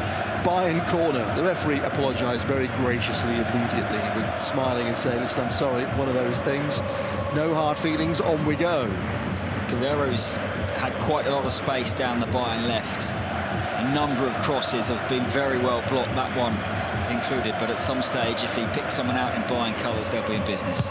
Corner, Kimmich thunders it in, half a punch by Provedel. He was a little bit impeded, I think, by his own defender, and the flick away goes out for a Bayern throw by the opposite corner flag on the far side, the right. De Ligt takes the throw in quickly, and it goes back via Zane to Pavlovic and Musial, who are the back two at the moment for Bayern. The big guns are still forward from the initial corner. Well, certainly Eric Dyer is in the middle, and here's Kimmich, and Kimmich lifts it in, and Dyer heads it, and it lifts over the top from the ex-Tottenham man, who had stayed forward from the corner, but couldn't quite get over the cross from Joshua Kimmich. Difficult one. It was behind him, wasn't it? Actually did pretty well to get the contact that he did. On that occasion, it was the right, I'm going to call him a right wing-back, actually, because they're not really playing as full-backs, Kimmich and Guerrero, and he got in behind. And that is proving quite fruitful at the moment on both Bayern flanks. Here they try and come again, on this occasion down the left-hand side. There's Mario Gila with a really committed sliding challenge on the glistening wet surface. A kind of slide that is particularly satisfactory if you're a defender. Surface is perfect for it, won the ball. But Bayern swiftly getting on with things. They're so keen to keep a high tempo here. And Zane with the quick feet kept them moving, and then his pass bisected Müller and Kane, I think, and whizzed out of play on the far side for a Lazio goal kick. Still 0-0, less than 10 minutes to half-time. Yeah, they're going to have to create their own intensity tonight. It's not going to be one of those kind of basketball matches which flows from end to end and you naturally get that, you know, fizz in your play. Bayern are going to have to create it themselves. Lazio are going to do their best, as they should really, to slow the game down and to try and make it as bitty as possible. Really well played. The ball was brilliantly controlled on the counter by Vecino for Lazio, rather for Luca Pellegrini out there. The cross comes in. Oh, it came for Immobile, and he's headed it wide. The cross from the left-hand side took a nick off the defender, and it fell perfectly for Ciro Immobile, some 5 meters out, and the diving header from the ace marksman went wide of the near post. A golden chance. It certainly was, and it fell to the one player on the pitch that Lazio would have hoped. He had to react pretty quickly because it was hit with pace, the cross, and it came off De Ligt's head, but that was a major chance, and Immobile's expression told the story, Richard. He knows there, if he hits the target from that far out, even a goalkeeper as great as Manuel Neuer is going to do well to keep it out. Bayern ball, right-hand side, level with the penalty spot. They're on the attack swiftly. Goretzka waiting for it here in the middle. Lazio keeping the pitch very difficult to penetrate. All the navy blue shirts are within the width of the penalty box and back in their own final third. Not much space for Bayern. Maybe they can find some now. Here's Zane, ball on his left foot, clips it back in towards Kane. Battling forward is Musiala. He's got great footwork. Can he find a way through? Here is Rafa Guerreiro. Back to Sane, who goes back again to Goretzka. And they're a little less threatening from this position, but De Ligt is going to hit it. It took a deflection and it's whacked away by Felipe Anderson, and De Ligt will have to retrieve it on the halfway line, which he does, and Bayern will come again. Some encouragement from the home fans. 7.5 minutes to half-time, 0-0 on the night. Lazio still in front overall. Rafael Guerreiro into Kane. Kane elected to go back to Pavlovic. Pavlovic hangs one up towards Müller, nodded back, and there's the effort, and there's Kane, and it's gone in! Kane reacted first, and his header had just enough power to beat Provedel, and Bayern have levelled the tie. 7 minutes before half-time, Munich erupts. It's Bayern 1, Lazio 0. Well, big players come alive on the biggest nights of the season, and this is certainly the case for Bayern this evening. Pavlovic with another of those little clip passes forward which caused the initial problem, and then it's a scuff shot, but Harry Kane is a goal scorer and he reacted quicker than anybody.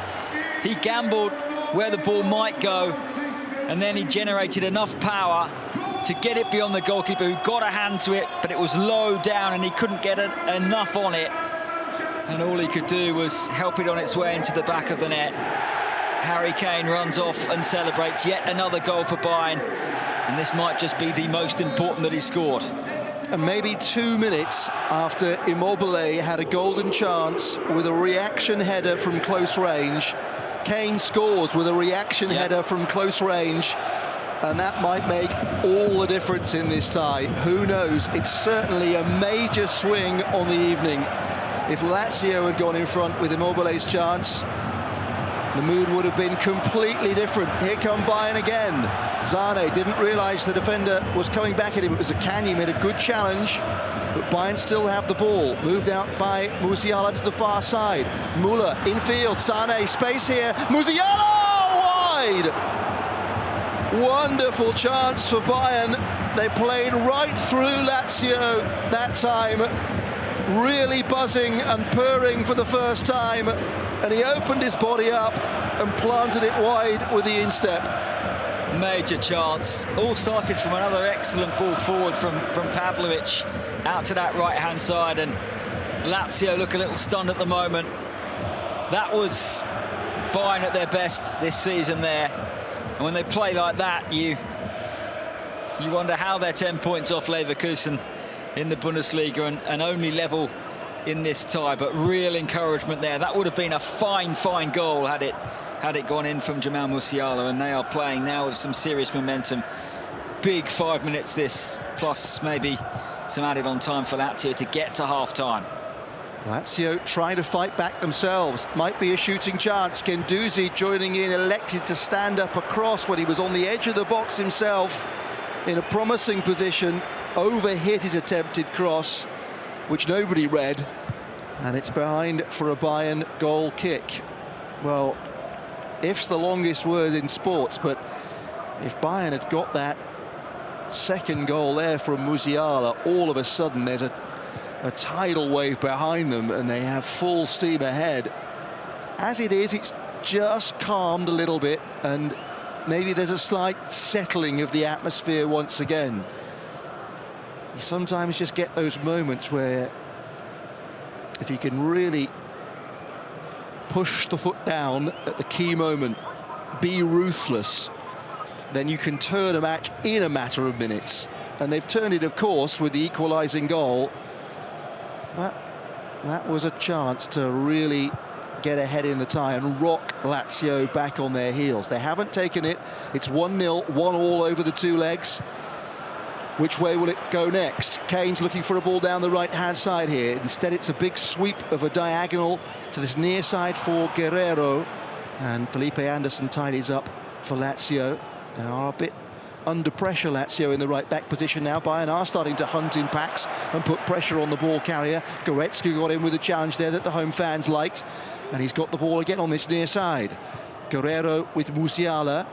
And now Goretzka square to Pavlovic, who really has impressed, and he steps forward between the lines there. Sane takes the ball on the spin. Does he win the free kick that he wants?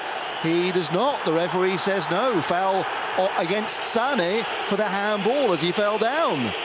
I think it's the correct decision. He went down a little easily there, Sane. You could tell that he was looking, because, of course, he would have been favourite probably to take the free kick from that type of range. But how many times have we been singing Pavlovic's praising? But again there, he's able to pick up the ball under pressure, move forward, find teammates at pace. He's been one of Bayern's best players in this opening 43 minutes. First start in the UEFA Champions League. And before tonight, the only minutes he'd ever had in this competition were less than half an hour as a sub against Copenhagen on match day 5, game that ended in a 0-0 draw. But he looks to the man of ball at the moment, and he makes another interception there, coming back towards his own goal, and you can hear that he's starting to win rounds of applause that are for him and him alone. And it was a big call from Thomas Tuchel to pick him tonight in this game, but so far it has been a courageous one, and most definitely the right one. A part of it's certainly been the problems with right backs, and they've got 3 out injured at the moment, so Kimmich has had to go back into that position, leaving the gap in midfield. But there were other options for Thomas Tuchel. He could have reorganised his defence in a different way, but he's trusted Pavlovic here, and he's been really rewarded by the first half display.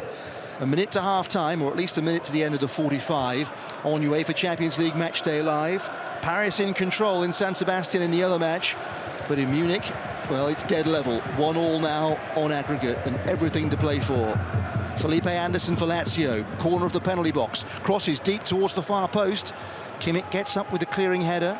Another one by De Ligt, not comprehensively away. And it's all the way back to Romagnoli by Luca Pellegrini over on the far side. Pellegrini nods down. Luis Alberto collects. Immobile swiftly back to Luis Alberto. Lazio exchanging passes, and Lazio have got themselves a corner here. The driven cross, well, I thought it bounced off the Bayern defender. So too did Luca Pellegrini, but the officials had a better view, and they say goal kick to Bayern Munich. As the seconds tick down to the end of the 45. All in all, Bayern will be satisfied with their work. They haven't blown Lazio away. 1 minute to be added, a minimum of.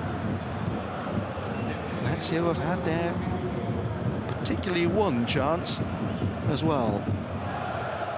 They've played a part. It's been an intriguing first 45 minutes. Nothing is written for sure just yet, but the scales are back even as we approach half-time. Here's De Ligt with the ball for Bayern in the white and red, playing from right to left. Over on the far side, it's Kimmich, who, as we've said, has seen a lot of the ball. Helping him out on the far side is Müller. Müller puts his foot on it, crosses over Kane, headed out by Marusic for Lazio, but it's coming back. Here's Musiala on the edge, little feint. Space here for Guerrero now on the overlap. And his cross blocked by the feet of Marusic. And out for a Bayern corner. I'm not sure we've got time to take it. Another opening there for Guerrero to find someone. He's had 3 or 4 now. They've all been blocked. But as I mentioned, if he does pick out somebody at some stage, they'll have a very good shooting chance. He's trying to drive it in hard and low, isn't he? And Marusic has got his angles right a couple of times. Kimmich and Guerrero over the corner. We've had more than the 60 seconds allotted at the end of the first half. Not much time here for Bayern. Guerrero, outswinger, headed out. De Ligt back in, it's gone! Matthijs De Ligt whipped it in, and there might have been a nudge in there from Müller as well. But Bayern, in added time at the end of stoppage time, at the end of the first half, have taken the lead in the tie. The corner was only half cleared. Matthijs De Ligt from the angle thumped it back in with the right foot, and Müller in front of the goalkeeper nodded it home. Just the slightest glance from Thomas Müller, his first in the Champions League this season, and what a huge goal that is, right on the stroke of half-time. It's Bayern 2, Lazio 0, 2-1 overall.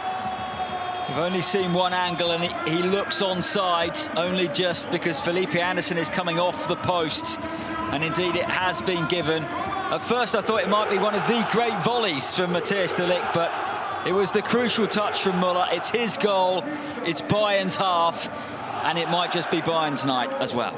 Well, that is so tough on Lazio, but what a big goal, what a big moment from Mr. Bayern, Thomas Müller, on the stroke of half-time. Bayern 2, Lazio 0.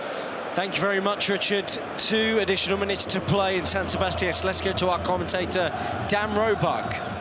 Paris Saint-Germain lead Real Sociedad by 1-0. Kylian Mbappe strike after being played in by Dembele. The difference, Paris Saint-Germain have been excellent so far in San Sebastian. Real Sociedad haven't really been at the races, if we're honest. Gianluigi Donnarumma hasn't had a save to make. We've not had any play for the last 30 seconds. That's because Achraf Hakimi is down at the moment.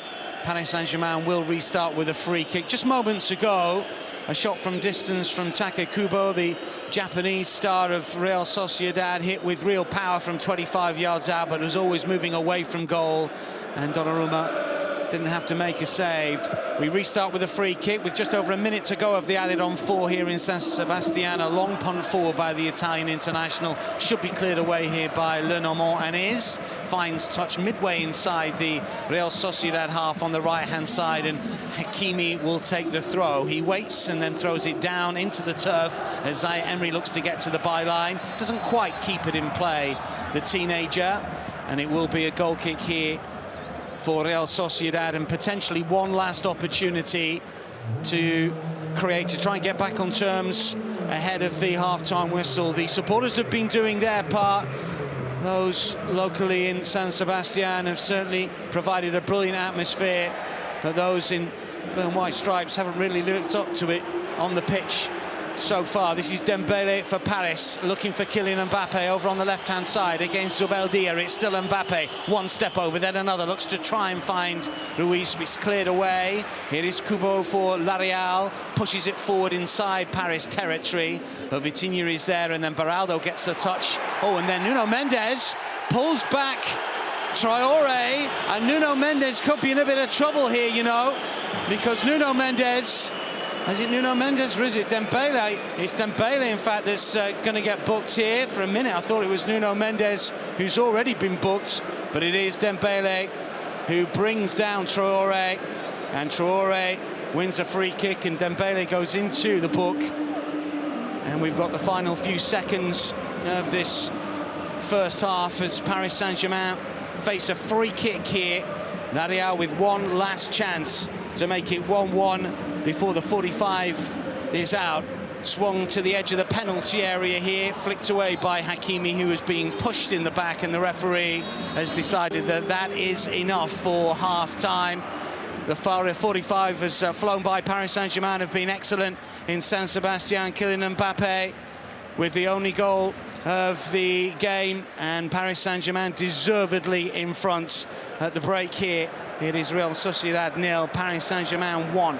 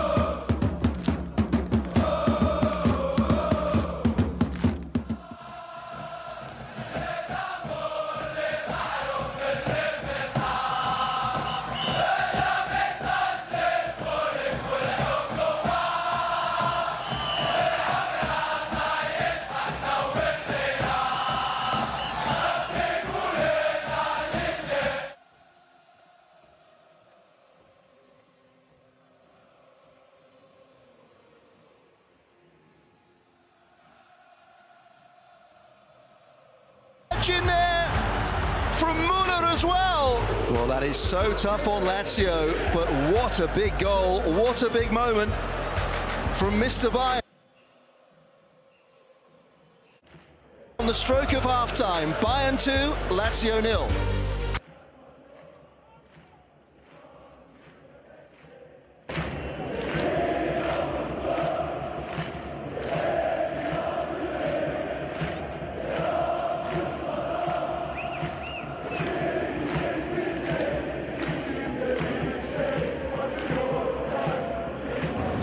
Tuscan, Arizona, enjoying our coverage on his run. A few messages coming in. We're back underway. Bayern 2 up on the night, 2 on an aggregate. Richard Connolly.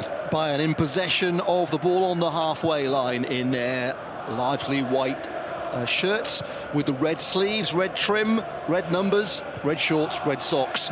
And they are now attacking the goal to our right-hand side, and the Bayern Ultras in the Südkurve of the Fußball Arena München. Lazio in the navy blue with the white numbers, trying to get the ball back from Bayern.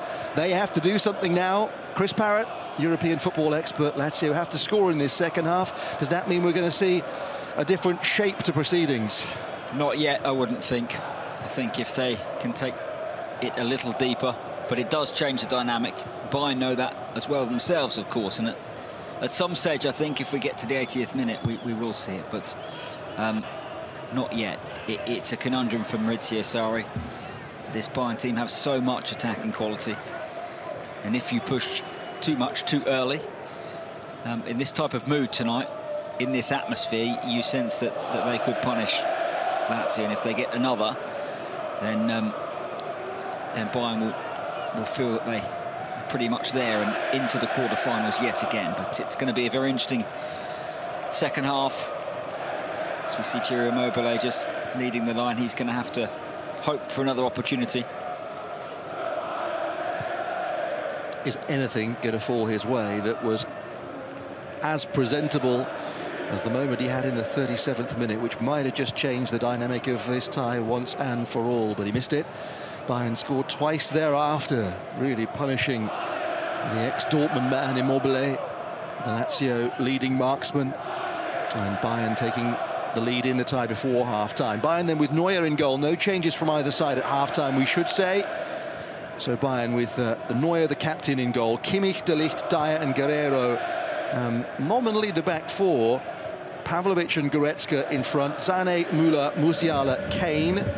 Lazio, Provedel in goal, beaten twice. Marusic, Hila, Romagnoli, Pellegrini the back four. Guendouzi, Vecino, Luis Alberto, Zaccagni and Felipe Anderson either side of their captain Immobile. Lazio will have a free kick here on the near side, not far from Maurizio Sarri, who's in his black tracksuit to go with his black hair and his black framed glasses on the top of his head. Lazio, this free kick will be just a couple of metres in from the touchline. Zaccagni it is, who was caught by Kimmich, not much in that, but just took a blow on the shin, and it seems to be fine. And the players will reorganise over on the far side. So this free kick, a metre in from the touchline, near side, 10 metres inside the Bayern half. Lazio attacking the goal to our left-hand side. And Luis Alberto will take, he'll swing it in towards the far post. Leon Goretzka with a big clearing header from the back. And Bayern run out to meet the loose ball, where Lazio are forced all the way back through Pellegrini to Provedel. Ball in yellow, and Provedel's pass out to poor one. Straight to Musiala, who knew he had no support, so turned away from goal. And Bayern find Pavlovic in the centre circle. Let's see if Pavlovic, the young man, can back up what he did in the first half with an excellent second half to match. And if he does, they'll really be talking in the bars of Munich about him tonight and beyond. He's raising his profile significantly with what he's achieved so far. Although Bayern's player of the month for January, perhaps we shouldn't be surprised. He's had enough football to feel comfortable in the Fußball Arena München this season. And he's doing it now at a higher level. Here's Kane taking it and turning on the halfway line. Fine pass. He's found Kimmich here running into space. Kimmich has a look up. High cross beyond Provedel. Headed up in the air by the defender. It's coming here to Muller. Helps it back into the centre.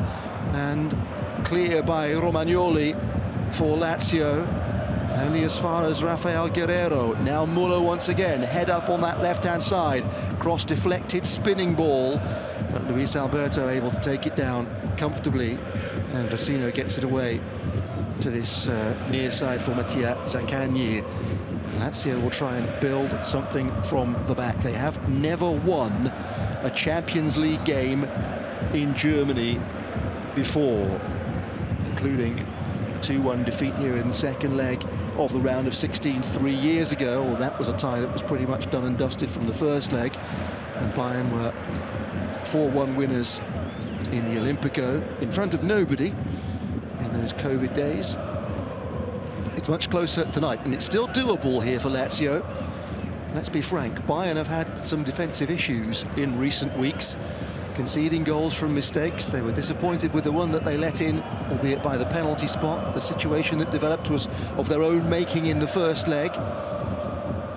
And it is a central defensive pairing that have not played a great deal together. Lazio will still reckon that they could do something in this match, in this tie. And a goal would take it to extra time. And they have options. Gustav Isaacson, multiple Champions League winner in Pedro as well.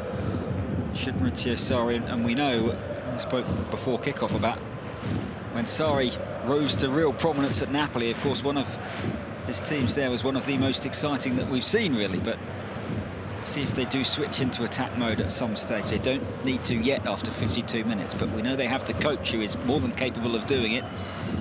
And they might be able to bring on the personnel as well at some stage. Barisic hooks the ball in towards Immobile, who's gone down in the box. He was attempting a shot, and De Ligt was, to my mind, simply blocking the shot. But it doesn't mean Immobile has not suffered a painful blow here, maybe a jarring blow.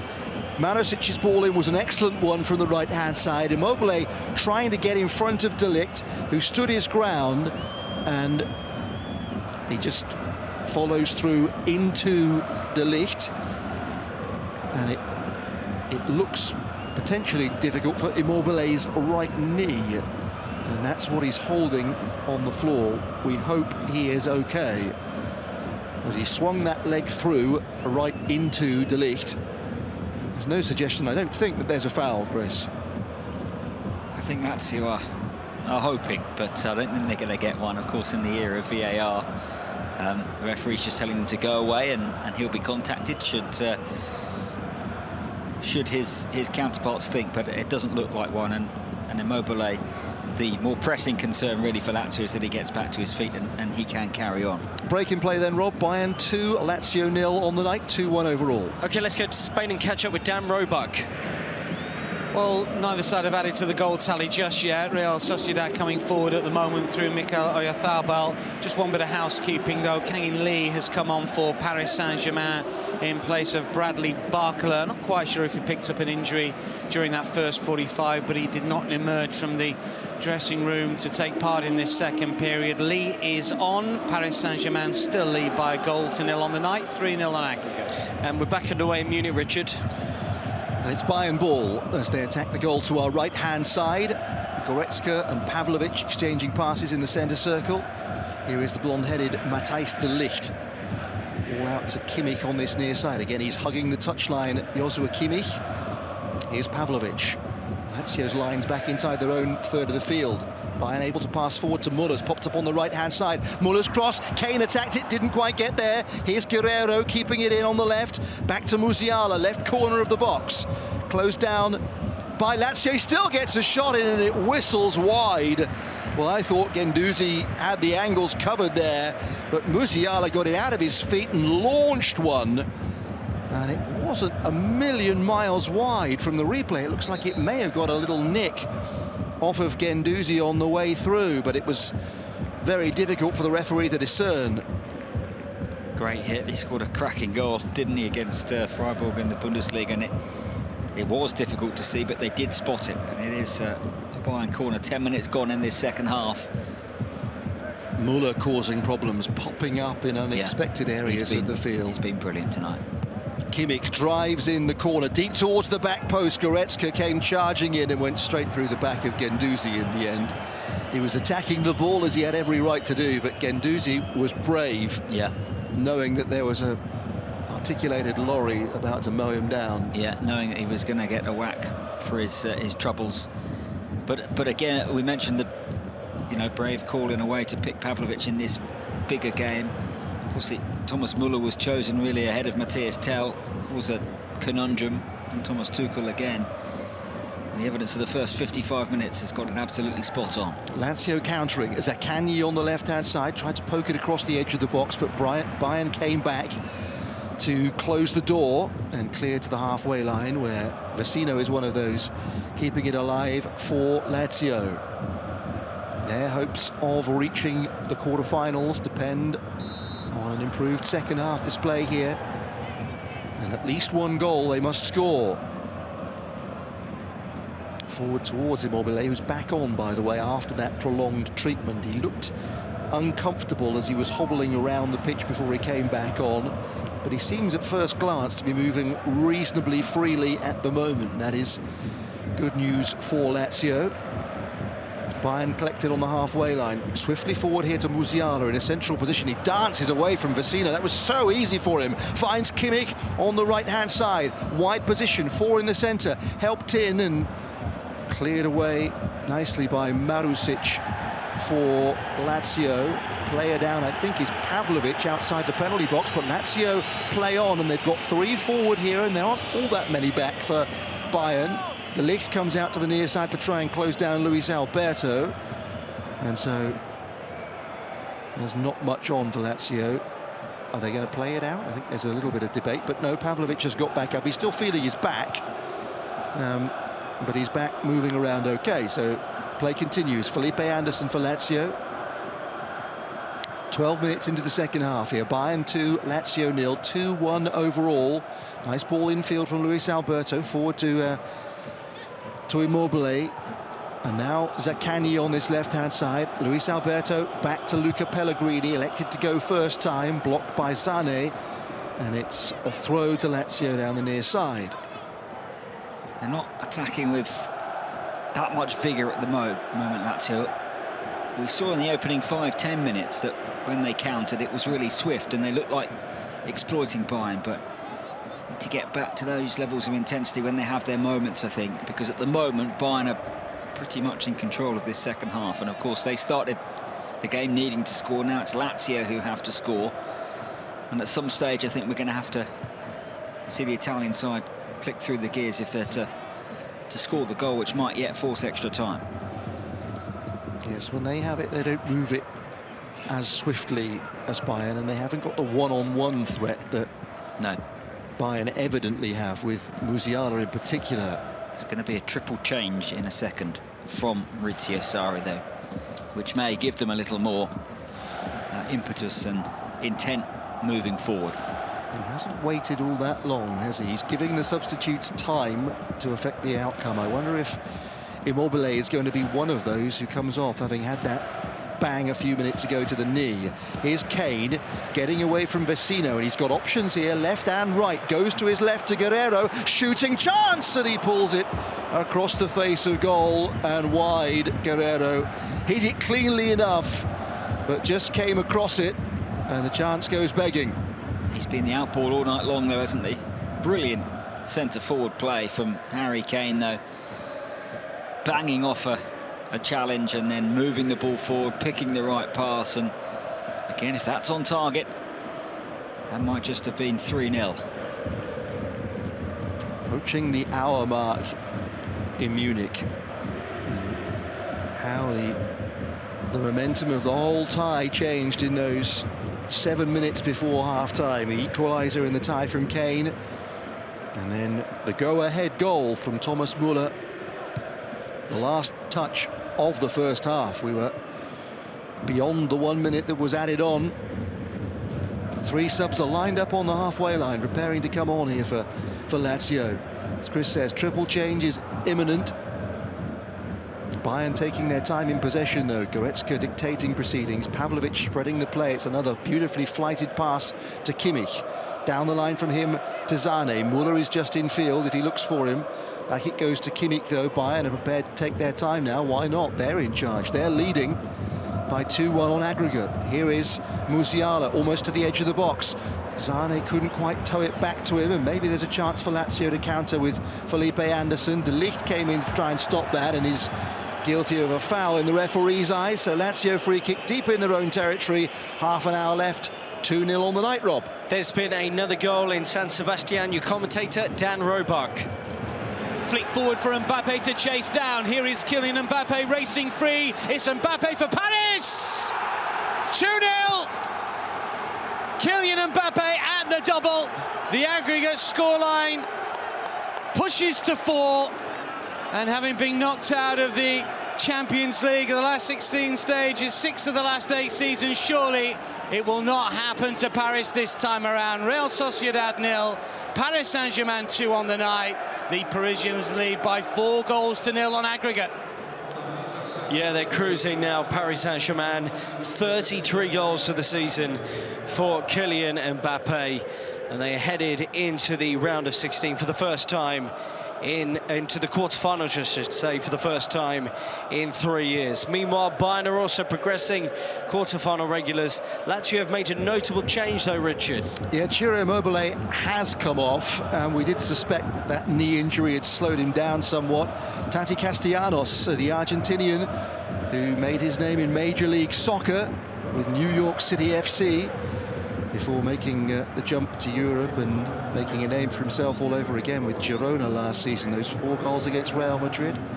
He's on, and he will try and get the goal that Lazio desperately need. Also on is Gustav Isaksson, and Danilo Cataldi is into the midfield as well. Vecino has gone off, so too has Zaccagni, as well as Immobile. Those are the 3 changes for Lazio. And they have the ball, left corner of the penalty box with Felipe Anderson. Loses out to Leroy Sané. He in turn concedes possession, and it's all the way back with Provedel again in the goal away to our right-hand side. 28 minutes for Lazio to try and take us into extra time or do something to change what is happening tonight. Ball at the back with Romagnoli. Forward it goes to Luis Alberto. Now Cataldi, who has taken on the captain's armband from Ciro Immobile. Cataldi, a veteran Lazio player, as they try to work their way through down the right-hand side. Isaksson trying to get on the ball for the first time, the young Dane, who's grown in the team as the season's gone on. But Castellanos commits a foul on Goretzka, and it will be a Bayern free kick in the left corner of their own penalty area. I think we've seen, even in that move though, Cataldi's come on, he's put his foot on the ball, he's moved it a little quicker, and there's been a little more intent since they've come on, albeit they've only been on the pitch for a couple of minutes, because at some stage you're going to have to try and hurt Bayern, and they still have a lot of time, 30 minutes probably plus, a couple have added on, but from Bayern's perspective, I guess as well, it's key that they don't kind of sit in and almost be lulled into a false sense of confidence, because 1 goal and the complexion of the tie has completely changed. There's not the onus on Bayern to move the ball as quickly as they did in the first half. They can use the possession in a more defensive sense if they so wish. And for the time being, they're passing around Lazio rather than through. But here's Pavlovic in the centre circle, moves away from one challenge, and then finds Musiala. Musiala up to KANE, back to goal, maybe 25-30 metres out. Back to Pavlovic again. Now here's Kimmich, away from the touchline for a rare moment, in a central position, the one he's made his own over recent seasons. Diagonal ball out to the left-hand side, where it's taken by Rafael Guerreiro. He had time to deliver across, elected not to, and Bayern will go backwards again for Dyer and Pavlovic and De Ligt on the halfway line. 2-0 Bayern, 2-1 over the course of the 2 legs. The 2 first half goals have turned the tie on its head.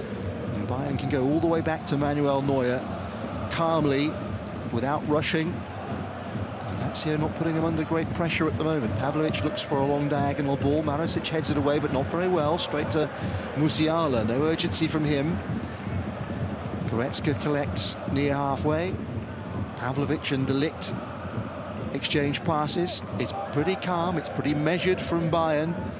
They are obviously the team in control of this tie now. They are not playing it anything like as quickly as they were in the first half. They're not taking risks in possession. Pavlovic moves it on to De Ligt. Zane is calling for a straight ball forward in the inside right channel. He's ignored. Pavlovic now looks forward, plays the pass to Müller. He lays it off to Zane. He's got three to his left here. Leroy Zane goes for goal. The rebound comes to KANE, who scores for Bayern. And that might just put them into the quarter-finals again. They were so patient and so accurate. Zane took the shot, Provedel made the save, but KANE followed up for his second of the game, and Bayern have complete control now. Bayern 3, Lazio 0, 3-1 on aggregate. I would think pretty much every Bayern player touched it in that move. And Harry Kane readjusts his feet really well after Provedel can only parry the shot, because he just has to take a split second. He watches the ball carefully, he gets good contact on it. Well, that's why they wanted him here. On the biggest night of the season so far, he's come up with two real finishes, and it has Bayern on course for the quarterfinals yet again.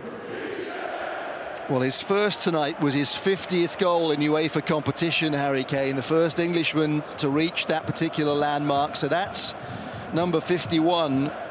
That's his 27th in 40 matches in the UEFA Champions League. But more to the point, it looks like it's put Bayern over the hill tonight and out of Lazio range. Having made the triple change, Maurizio Sarri was hoping for a goal that would alter the outcome of the tie, but he's got one the other way against him. And it's a large mountain that has developed in front of his Lazio team. Big turnaround.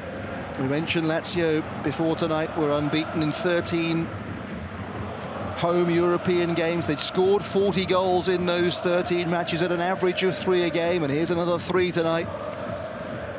It's what they usually do on European nights at the Fußball Arena München. And Lazio have been unable to stop them this evening.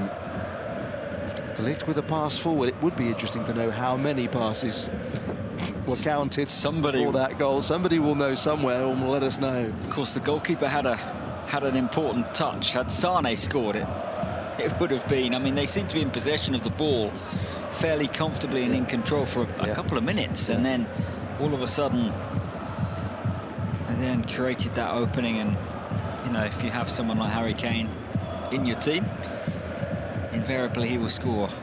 Just having a look at Ciro Immobile, who has some strapping on that knee of his, an ice pack, and I'm sure his mind will be heading back to that chance at 0-0. The cross, the header, had that gone in, it might have been a very different story. 3-0 Bayern, Rob, 3-1 overall. Yeah, let's go back to Dan, where Real Sociedad have been mounting a threat. Yeah, these substitutes have come on, have made a little bit of a difference for La Real here, with Barrenechea and Torrientes both on. First of all, Barrenechea with a goal that was chalked correctly for offside, just making the move a split second too soon. And then a really good ball in from the left-hand side by Torrientes, but Oyarzábal unable to turn it home from close range, inches from getting his toe to it. Better from the hosts here, but Paris still in control. 4-0, remember, on aggregate. Bayern in possession back here in Munich, but losing out to Luca Pellegrini down this near side. And Pellegrini has found Felipe Anderson, sharp footwork from him, but Zane works back well for Bayern. They'll be desperate to get on the score sheet, Leroy Zane. You might recall a night in autumn where Bayern put 8 goals past Darmstadt, and Harry Kane scored from inside his own half. That was the last time Leroy Sané scored a goal. And late October, and he's played in all but one of Bayern's Bundesliga games this season as well. So having had a rocket-fueled start to the season where the goals were flying in all over the place, he really has slowed down in goal-scoring terms, though he played a key role clearly in that third goal for Bayern that we've just brought you. And it looks to be comfortable for them at the moment. A goal back for Lazio, and things could yet get sticky for the last few minutes. But Bayern in control of this tie now, and in control of the ball. Pavlovic moving it out to the far side for Rafael Guerreiro. Now Musiala. Thomas Tuchel has not turned to his substitutes just yet, but he might be tempted soon with this 3-0 scoreline and a 2-goal cushion over the 2 legs. That said, they are purring at the moment, and maybe he'd be tempted just to keep the engine running. Yes, and he might just, if they were to carry on playing this well. Goretzka nearly got caught at the back there, had to slide, but slid to good effect. And now Musiala is away down the centre, and he's fed Thomas Müller, and Müller is in on goal, and he hits the post. His touch meant he had to stretch, but on the stretch, he struck the right-hand post, and it bounces away. Nearly 4-0. Bayern come again. Here's Sané on the edge of the box, teeing up a left-foot strike, and he whistles it past the top corner. He hit it as cleanly as you could, but didn't quite spin it back into the frame of the goal. They're playing with real conviction, though, aren't they, Bayern? It was a brilliant move. I mean, Goretzka almost did give it away at one end, but football now is passing out from the back. It is so fine, and then, of course, because they won it and Lazio had committed players to try and win it off of Goretzka, there was a big hole, and I wonder whether Provedel might have just got fingers on Müller's shot to tip it onto the post. It's a great save, otherwise it was 4-0, and that really would have been game over. I think we are now seeing Lazio really trying to push and throw everything at Bayern. Felipe Anderson, left-hand side. This has come to Luis Alberto on the edge, and it's deflected wide. I thought he'd scored, Luis Alberto.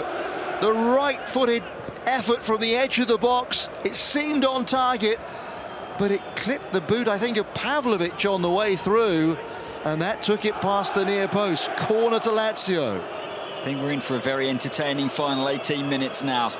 That was a very important block. Luis Alberto's corner to the near post. Müller was there with a clearing header. Back to the Spaniard on this near side. Little feint and a cross. Headed out by Goretzka. Has done some good defensive work for Bayern tonight. And it's back in Lazio's half of the field, over to the right-hand side as we look. Provedel with a big diagonal to Luis Alberto. There's not going to be a need for Provedel to come forward in the closing minutes at the moment. Lazio are going to need more than 1 goal, unless something happens in the next 17 minutes. 3-0 on the night. In comes the Lazio cross, and out comes Neuer to make a comfortable save. Thumbs up from Manuel Neuer in his penalty area. Tati Castellanos, who's come on, has not had a sniff of goal to date, and everything seems to be going Bayern's way. Manuel Neuer's had very few touches with his hands tonight, and he has had a bit of the ball at his feet, of course, but Bayern bringing it away down their left-hand side with Musiala. They look well-oiled, don't they? I mean, you wouldn't think that, you know, Bayern are missing the 2 first-choice centre-halves this season. They've got effectively a full debutant in the midfield in the Champions League tonight. I mean, this... He might just have watched this and settled on this as I mean, everyone, put it this way, everyone who is on the pitch right now, it's going to take some shifting if they perform like this. So I think, given everything that has happened, this has been an extremely professional performance with some real quality. You know, they've, in the second half, they haven't been quite as relentless, but finishing the game very strongly too. Brilliant turn from Musiala to get away from Cataldi. Here's Kane. Kane went for goal from a tight angle on the left-hand side. And Thomas Müller in the centre, I think, was less than impressed that he did. But, well, it's a formation for Bayern that seems to suit everybody out there. Each has been able to bring his individual skill set to the match tonight and make a difference. Müller's popped up in awkward positions in wide areas. Musial has been able to use his one-on-one ability. He's received the ball in wide positions. He's been able to come inside and alter things. Pavlovic has been calm and incisive on the ball. It's been a very good Bayern performance. 3-0 they lead, and we're into the last quarter of an hour at Fußball Arena München. Here is Isaacson, the substitute, and was he clipped by Goretzka there, just outside the right corner of the box? He was, feinting to go down the right-hand side and using the outside of his left boot towards the centre of the pitch. Drew the foul from a red-cheeked Goretzka. He's got through a lot of work tonight. Yeah, Isaacson was one of Lazio's best performers in the first leg. He and Cataldi actually were very impressive. I'm sure both were disappointed when Maurizio Sarri announced the starting 11, but it's not over yet with 15 minutes left and 1 goal for all of Bayern's dominance tonight.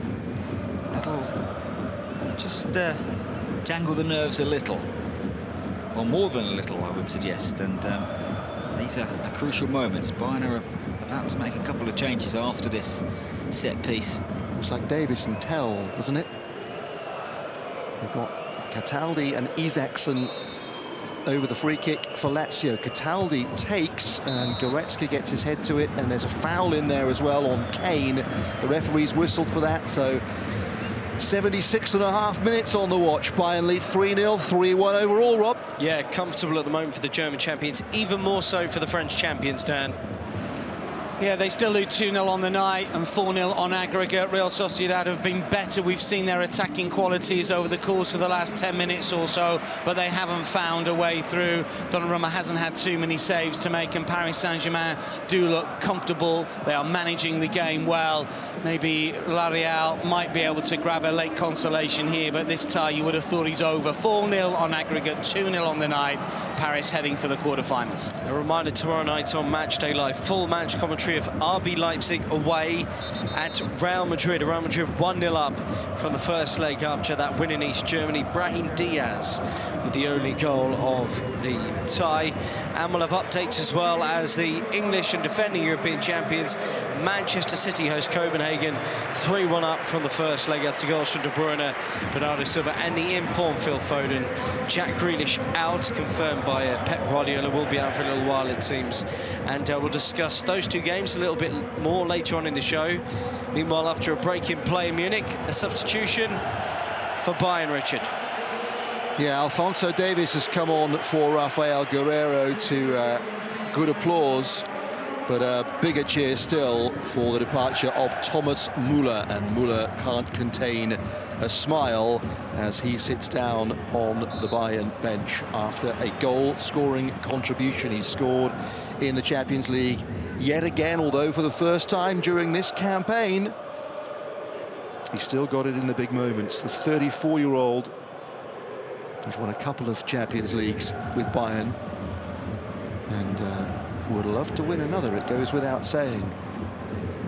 Nobody will underestimate the capabilities of Thomas Müller, even though he's only started half of the league games this year for them in the Bundesliga. In by Luis Alberto, a free kick for Lazio, who've made another change themselves. Who did that come off? I think it's going to be a Lazio corner by the look of things. Felipe Anderson went off. Pedro has come on, another veteran star and former Champions League winner, wearing number 9 for Lazio. He's on for the closing minutes. Less than 12 to go. Another Lazio corner. Header out by Goretzka yet again. He's done a real good job defending set plays for Bayern tonight. Here is Luca Pellegrini. High ball in, rather too high. It's curled way out of play. That was not of the required quality. Another change for Lazio. Their last is going to see Daichi Kamada come on. for these closing minutes, and Luis Alberto sit down. So 5 of the front 6 for Lazio have been replaced. Kamada is on for the last few minutes. Played in the Champions League for Eintracht Frankfurt last season, beaten by Napoli in the round of 16. And it looks like his current team are going out at this stage. Yeah, today. It's all about this stadium, of course, but the task looks a little beyond Lazio at the moment. And just a word on Thomas Müller. The ovation he got when he went off, big smile on his face as he sat down. Thomas Tuchel entrusted him on a massive night this for Bayern. You know, defeat was almost unthinkable, or not getting through was almost unthinkable, and I think there's a strong case for him being the player of the match.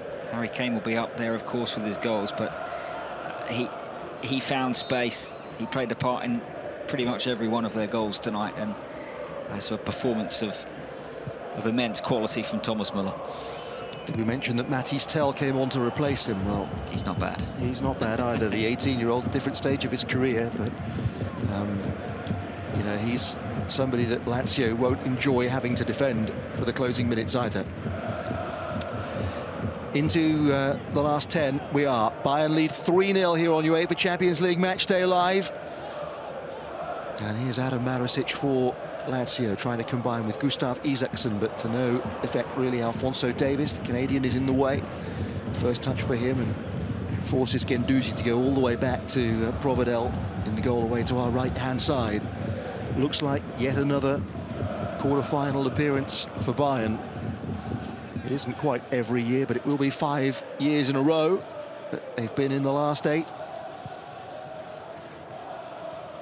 So few times over the last 2 decades that they've missed out on this stage. Musiala wins it back for Bayern on the halfway line.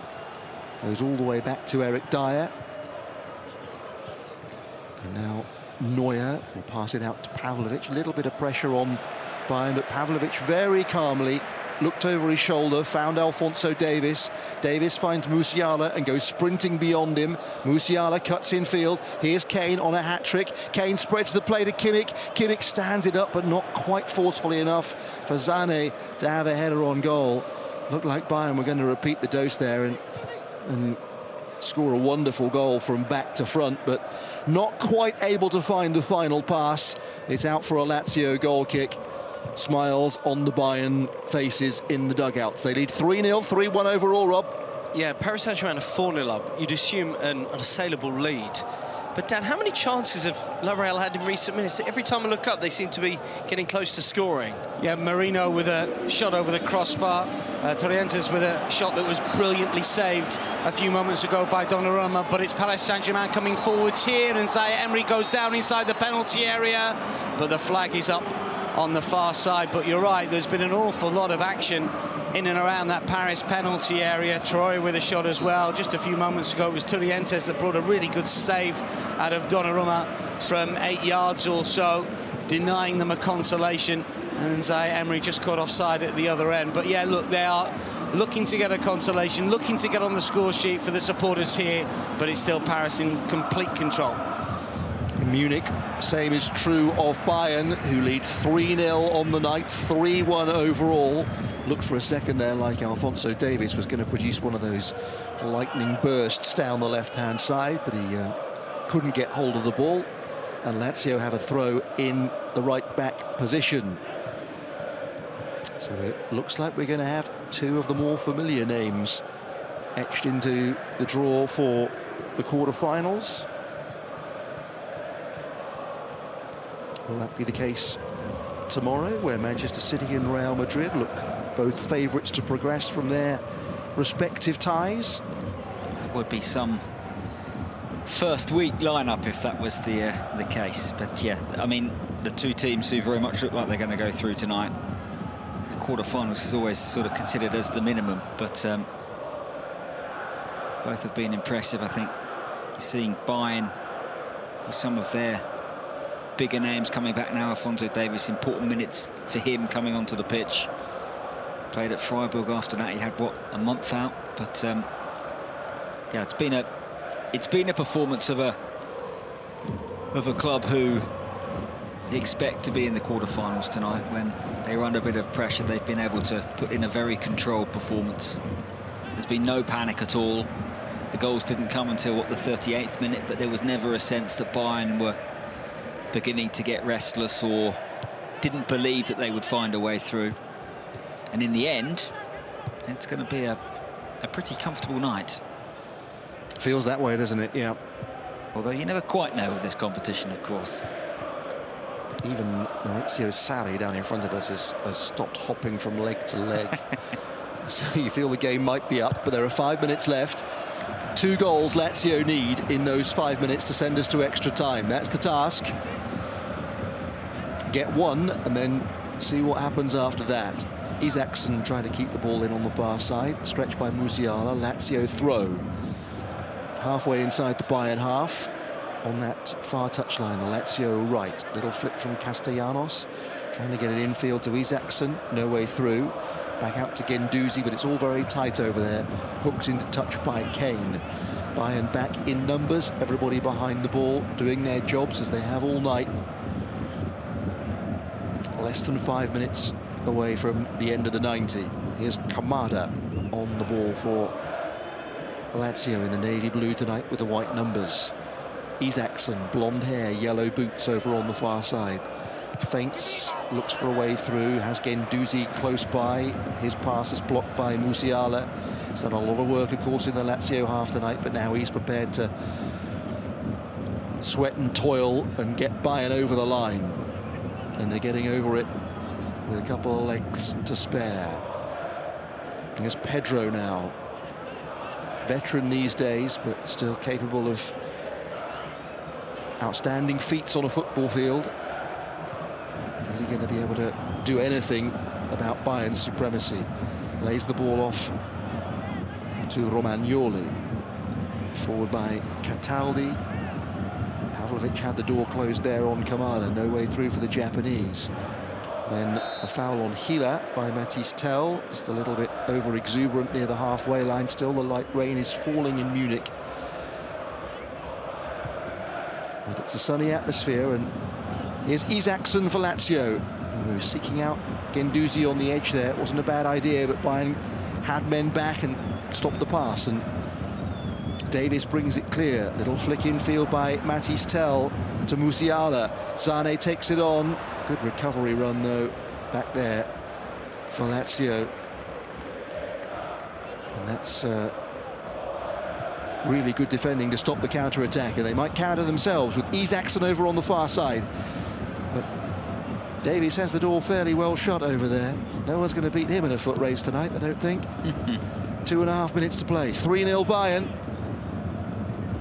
And they look in control. KANE is backing up Davies over on that far side, opting to do some work as a second left back, and now he's working hard to dispossess Guendouzi and then taking on Isaacson and getting extra cheers from the Bayern fans. And actually Lazio have dumped him on his backside for the work that he's done. Cataldi didn't take kindly to KANE there, chopped him down, and the referee has the yellow card out for Cataldi.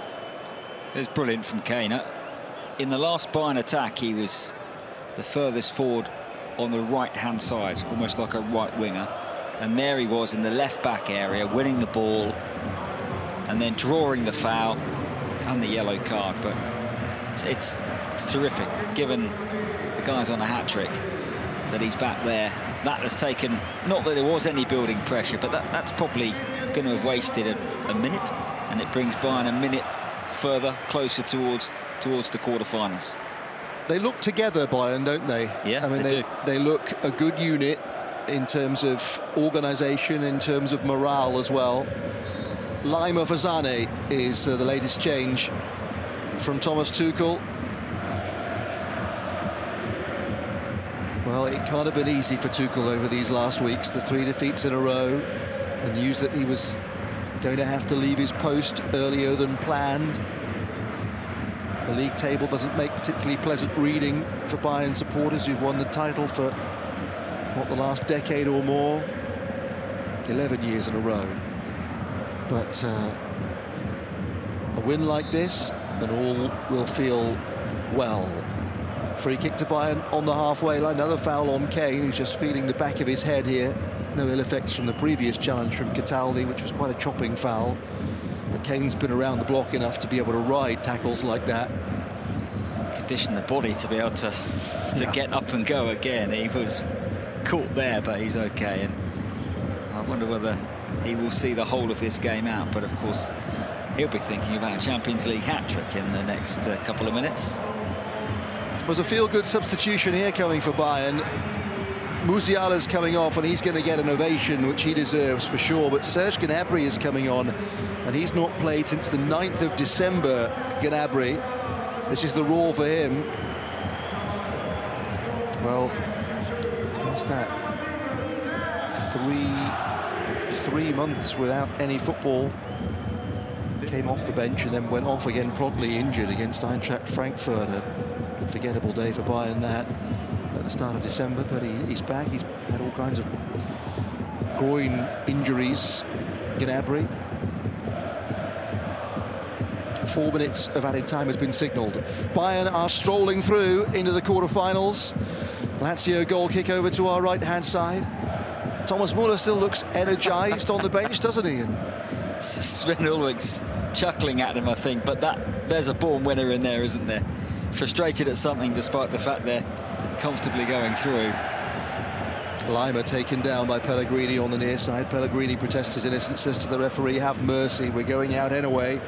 No need to give me a yellow card, but I'm afraid the referee hasn't taken that into consideration and promptly cautions him anyway. It's pretty cynical from Pellegrini, who knew he'd lost it and knew he was in trouble. He was one of those sent off against Milan on Friday when they were down to 8 by the end. That was a closer game than this, just the one goal in it, and they'd had chances on Friday night. Things got away from them. 2 of the red cards came after the 90-minute mark as well, so yeah. But a tough night for Lazio, who are dreaming of that second quarter-final in the club's history. But you know, they won't need telling. They knew before the game, but the standards required and the quality required to reach the last 8 of this competition, my word, you have to be exceptional, not just over 90 minutes, but over 180 minutes or more. And they've run into a Bayern team. If anybody thought that it might be a good time to play Bayern, well, on this performance, they seem to have channeled some of the frustrations they've been having really to their own benefit, and they are now really enjoying themselves and maybe looking for another goal. Who is Lima? Matisse Tell on the edge of the penalty area, the right corner of the box. Is there going to be a goal to finish off a fine performance from Bayern München here? 90 seconds from the end, 2.5 minutes into added time. They move it all the way back to Eric Dyer and Matthijs de Ligt. It's not been a night where the defence have been put under real pressure by the Lazio forwards. They've not looked to come out and pressurise the Bayern defenders. They'll have more uncomfortable nights, de Ligt and Dyer, when they play together again in future. It's right that 3 times they played together in the Bundesliga prior to tonight. They've been on the winning side.